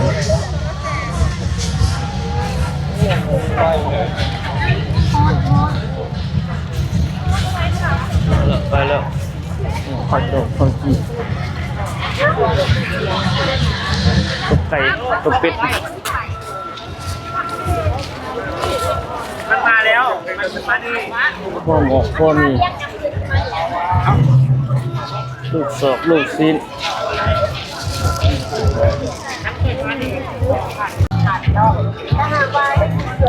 ลอกไปทางนี้ต่อจุดอันนี้จุดกู้ไข่โอ้คนหลายเมื่อวานนี้เขามาล่อบัวลายวันนี้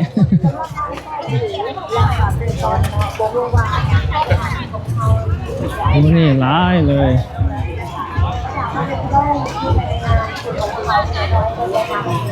เจ้าที่เลยลงไปทางลม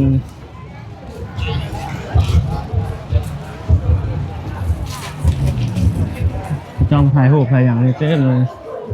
นี่แม่ชีเพิ่นรัดแขนผูกแขนเนาะมาเบิ่งวันนี้เพิ่นนั้นเลย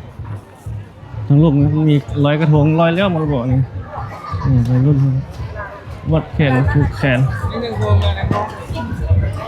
นี่ทางรูปเขาจะลงเป็นร้อยกระทงบวชนั่นเขาเอาโมนั่นเต็มเลยคนลงไป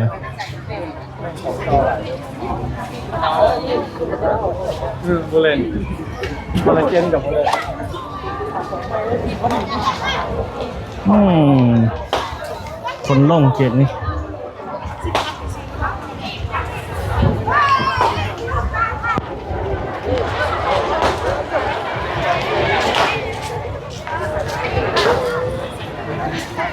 ผู้แฝดผู้สาวน้อย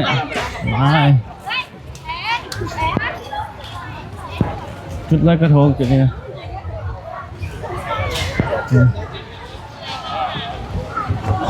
เก็บเงินคือเดียวที่นี่ก็ได้นี่ซื้อกระทงนี่เนาะซื้อกระทงนี่แล้วก็เข้ามา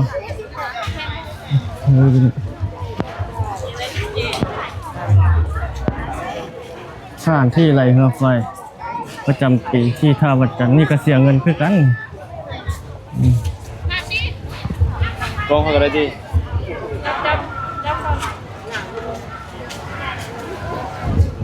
ปีเสียปีแล้วจึงเข้าไป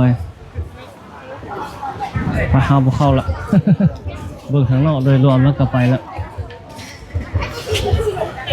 นี่เบิ่งนี่ผู้สาวมันร้อยลายเด้ยัดคิวแล้วเข้าไป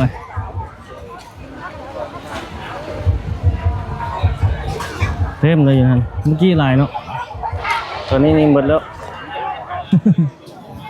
ไปออกไปทางนั้นต่อละ เอามาชิมกันจริงค่ะ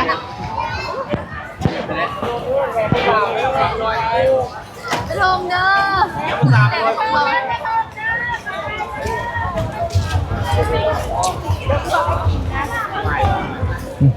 ผู้สาวเต็ม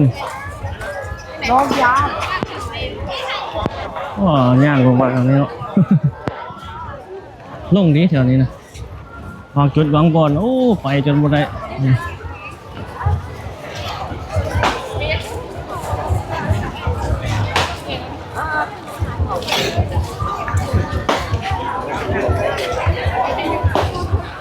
มาล่อไปโซนนี้บ้างเนาะคนหลายบ่มานี่ ที่จริงเขาก็ล่อแล้วแหละโอ้คนหลายอยู่เด้อนี่ทางนี้วัยรุ่นนี่ไปยืนนั่งนี่เต็มน่ะพักแข้งพักขาวัยรุ่นหลายตัวข้างหลังเข้ามาเมื่อกี้กันเลยส่วนหลายก็มีแต่วัยรุ่นดอกลาย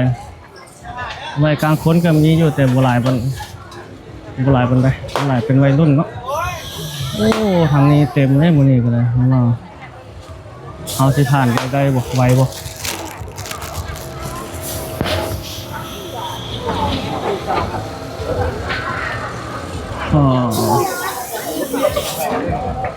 พอไปได้เยอะนี่ คือนั้นโอ้เบื้องเข้าไปเมื่อกี้ผมเบื้องนี่เบื้องอาหารโอ้เต็มลูกซีนหน่อยเนาะปิ้งกบปิ้งไก่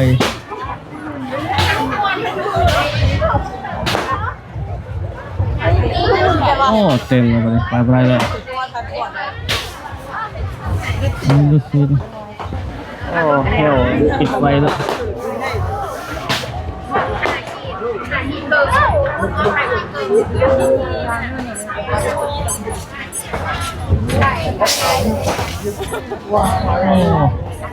คนหลายใช่ปะเนี่ย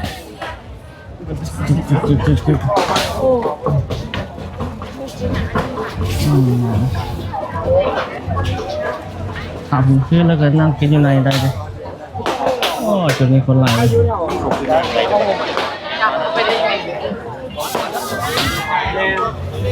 ยิงป่องมาเนี่ย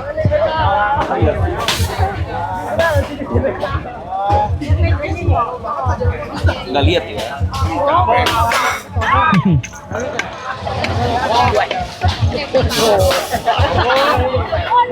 เลยตาวันเนาะพี่ดีเลยตาวันเนาะ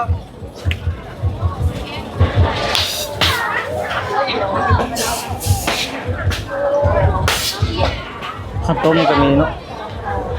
ข้าวต้มหมู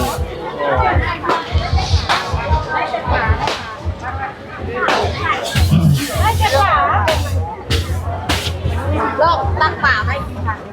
เอาไป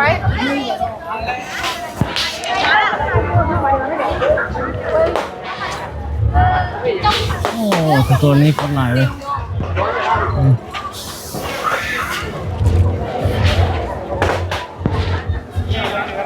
แต่ละจุดนี่หลายหมดเลย มีสัตว์เลยผู้สาวยิงกันนะถือบ่บ่ถือครับ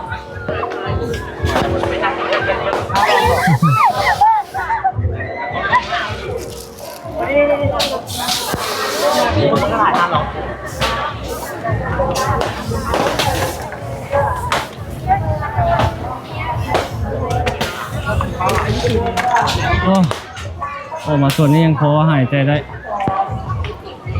โอ้สัตว์กลุ่มเก่านี่ก็หลายทางนี้นี่เต็มเลยผู้แซ่ผู้สาวนี่เขานี่พาเลาะบึงผู้สาว ใบบาร์บีคอบาร์บีคิวพาเลาะบึงเลาะชมบรรยากาศไปแบบนี้แหละโดยลม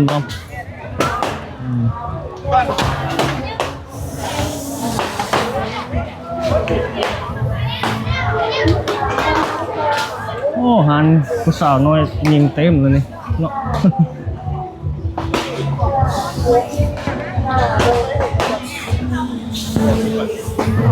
ก็เหมาะพอมีก็ลูกสอบลูกสิ้น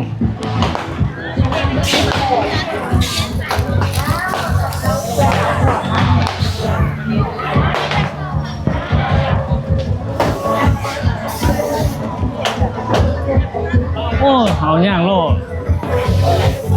ใกล้สมควรมื่นนี่เครื่องเละหลายหมื่นโอ้คนหลายทั้งนั้นเลย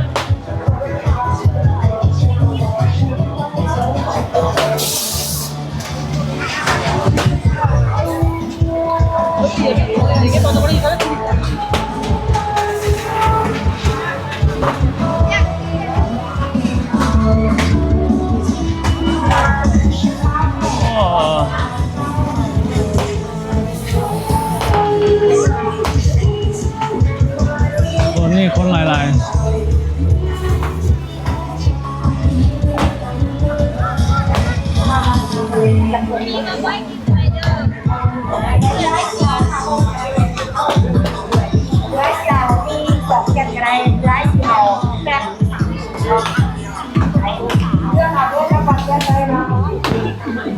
โอ้ทางนี้ก็ยาวไปคน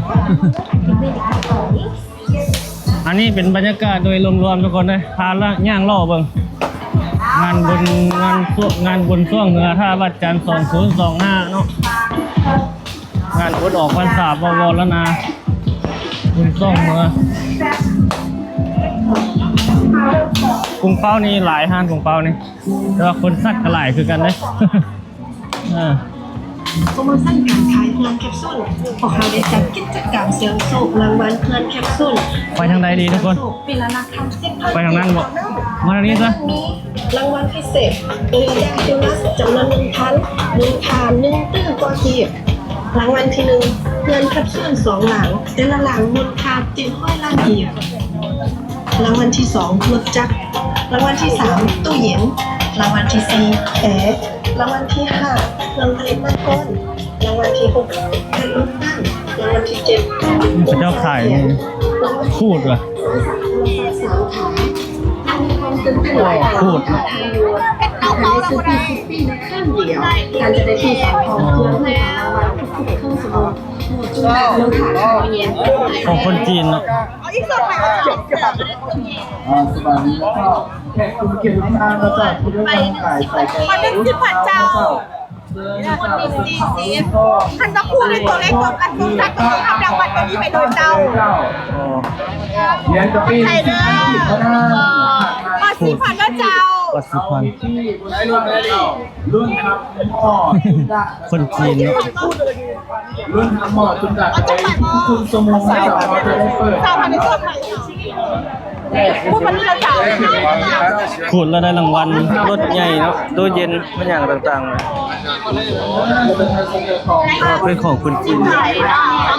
แถมไปมีใครทำได้พูดแล้วมีตัวกลางได้รับรางวัลจะมีเป็นรางวัลที่ผ่านเอาเส้น ไมโครสั้นการขาย โซ่แล้วถึงจะได้ว่าจินได้ ของคนจีนเนาะ มองใส่ไลฟ์สายหลุดความรู้หรือว่าสายจากโทรศัพท์นั่นเองนะเจ้า ถ้าเอามันยังเหลือถ้าจับมันออกเอาไปเป็นเจ้าของแล้วก็ คนร้ายเลย ตอนนี้ตู้เย็นจะแตกแล้วจะแตกแล้ว คนเริ่มเข้าไปหลายแล้ว แล้วก่อนรางวัลใหญ่ก็คือเงินกระบะโตโยต้าแล้วก็ที่ยังของ จะได้รถโตโยต้า1 คัน6 คัน1ตื้อกีบซึ่งจะอากาศเดี๋ยวจะมีภูเขาในน้ำอยู่คิวทัศน์ของประเทศเราได้อย่างสวย อ๋อง าม นี่เราได้เหรอ แตกแล้วเจ้าโดยเสื้อไก่เสื้อขาด แต่เงินกับตลาดได้ พูดถึงวันเราได้เนาะ มีหลายแล้วนี่ จะซื้อที่สะดวกเนี่ยหรือหลังนะ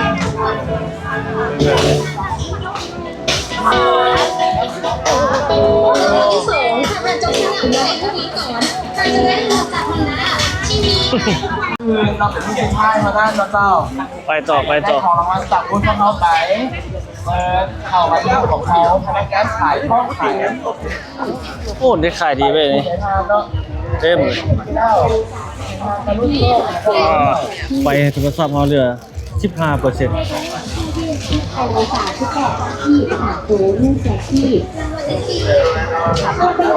โอ้ทางนี้กับคนหลายคือกัน 8,000 ที่3 ตัว1 แสนที่เข้าไปเด้อเพื่อยืด ที่เขาพูดอันห่วยนั่นเนาะ ที่3 ตัว1 แสนที่ ไปนึงแล้วก็ เข้าไปเด้อ 10,000 กีบแต่ว่าเขาส่งไป 38,000 กีบ3 ตัว1 แสนที่ ก็เดี๋ยวนี้ เข้าไปเด้อเพื่อยืดตัว38,000 กีบ3 ตัว1 แสนที่ คนหลายอ๋อฝังเลย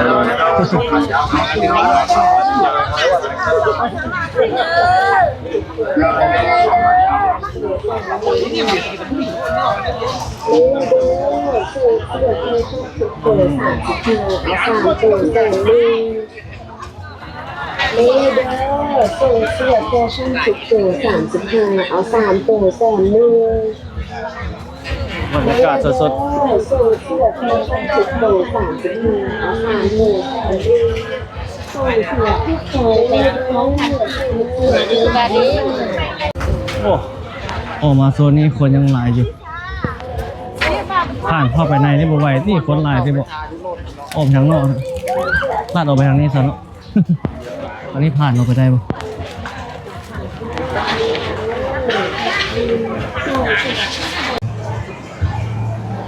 โอ้เลาะนี่เป็นห้านอย่างนี้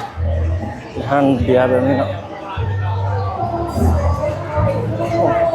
เขาเหนียวมีเบอร์บอกเก็บละจะเพิ่มเข้าไปละเนี่ยเดียวพอดีผมกำลังเปิดเลย11 โมง 12 โมงพอดโอ้ออกมาแถวนี้รถยังหลายอยู่นี่ถนนนาเศรษฐาธิราชเนาะเขาย่างออกมาทางนี้อันนี้เพิ่นยังแปลงบ่แล้วเท่านี่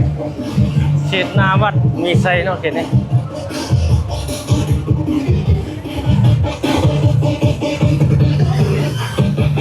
เจ้าฝากรถฟังอย่างเดียวไหนมัน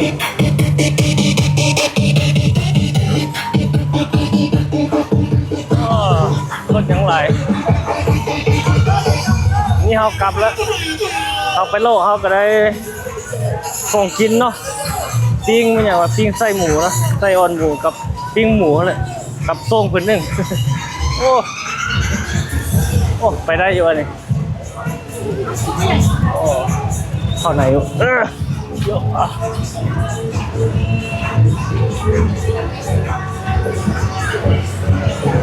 โอ้พระเจ้ายังเอารถเข้ามาฝากอยู่ได้นี่ผู้หากก็มาก็มีเนาะตอนนี้ประมาณ10 โมงครึ่งทุกคน10 โมงครึ่งนี่กำลังเด้10 โมงครึ่งนี่ยังโอเคอยู่เด้คนยังพอมาหลายอยู่เด้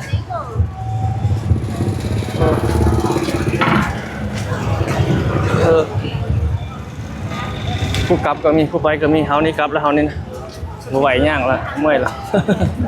มื้อจึงมาต่อเนาะมาเบิ่งเขาเจ้าน่ะช่วงเรือฮะมื้อไปดอกวัยรุ่น ผู้สาวหลายด้วยโอ้ยโอ้ยโอ้นี่เป็นยัง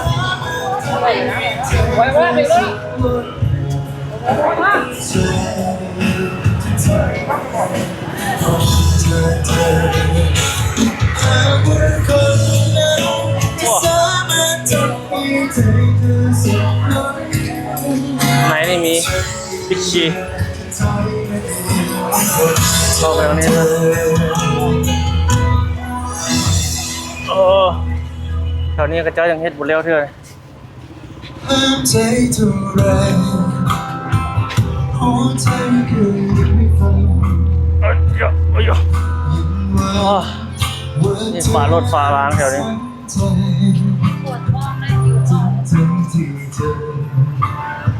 ดูนะมีห้านเบียร์ห้านอย่างเลยกลับละจะก้นได้เฮานะมื้อจังมาเบิ่งเป็นจังใดบรรยากาศมือช่วงเหือเนาะฝนจะหลายน้อยเพียงใดมันสีอันนั้นวะฮอนเดี๋ยวขนมได้มามื้อนะ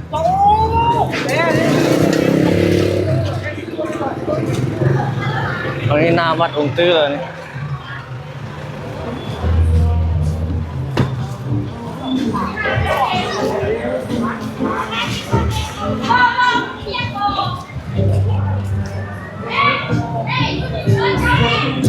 โอ้ด้านนั้นเขาเจ้ากินเลี้ยง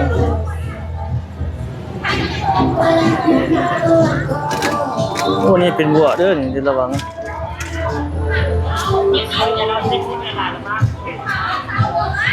นี่ติดกะโหลติดอย่างเนาะอันนี้นะวาดเพิ่นเฮ็ดแล้วมาเพิ่นเลยจึงงามนะตอนนี้ยังกำลังเฮ็ดกำลังแปลงอยู่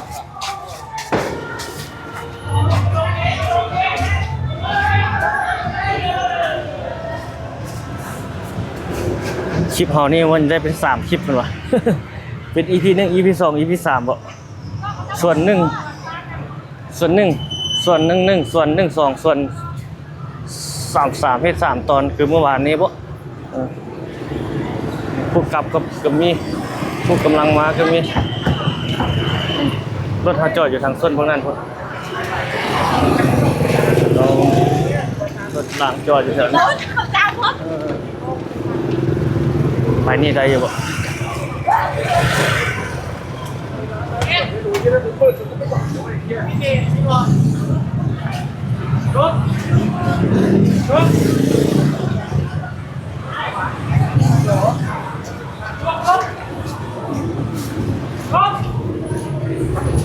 อย่าไอ้เอาลูกน้องให้ผู้สาวเนี่ย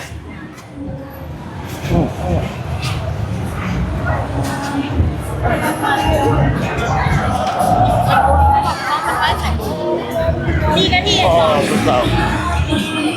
นี่ทางนี้ซอดดอกเพียงพองหมดเลยทางนี้คนหลายเนาะคนวันโอ้โหทางนี้ซอดใส่สีหอมหมดออกไปทางนี้ละไปเอารถเฮาละไปนี่ได้อยู่บ่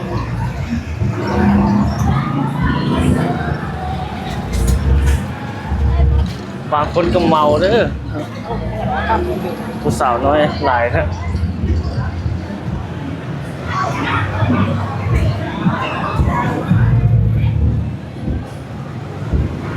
โอ้รถเขาจอดอยู่เทิงครับโอ้นี่ก็คนเต็มเนาะงานเบียร์นี่ผู้คนเพิ่นวันกำลังเตรียมกลับบ้านกลับซ่อง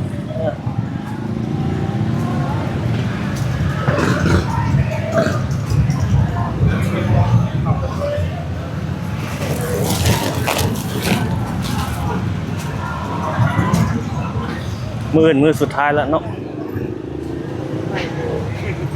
ปีหน้าก็พุ่นแหละ2026พุ่นแหละจิกเจอเดี๋ยวมาอีก สำหรับงานบุญส่งเหงือสำหรับการถ่ายรีวิวมีอย่างต่างๆแต่ยังคือเก่าเนาะปกติอัปเดตถ่ายทำตลอดเรื่อยๆไปนั่นแหละ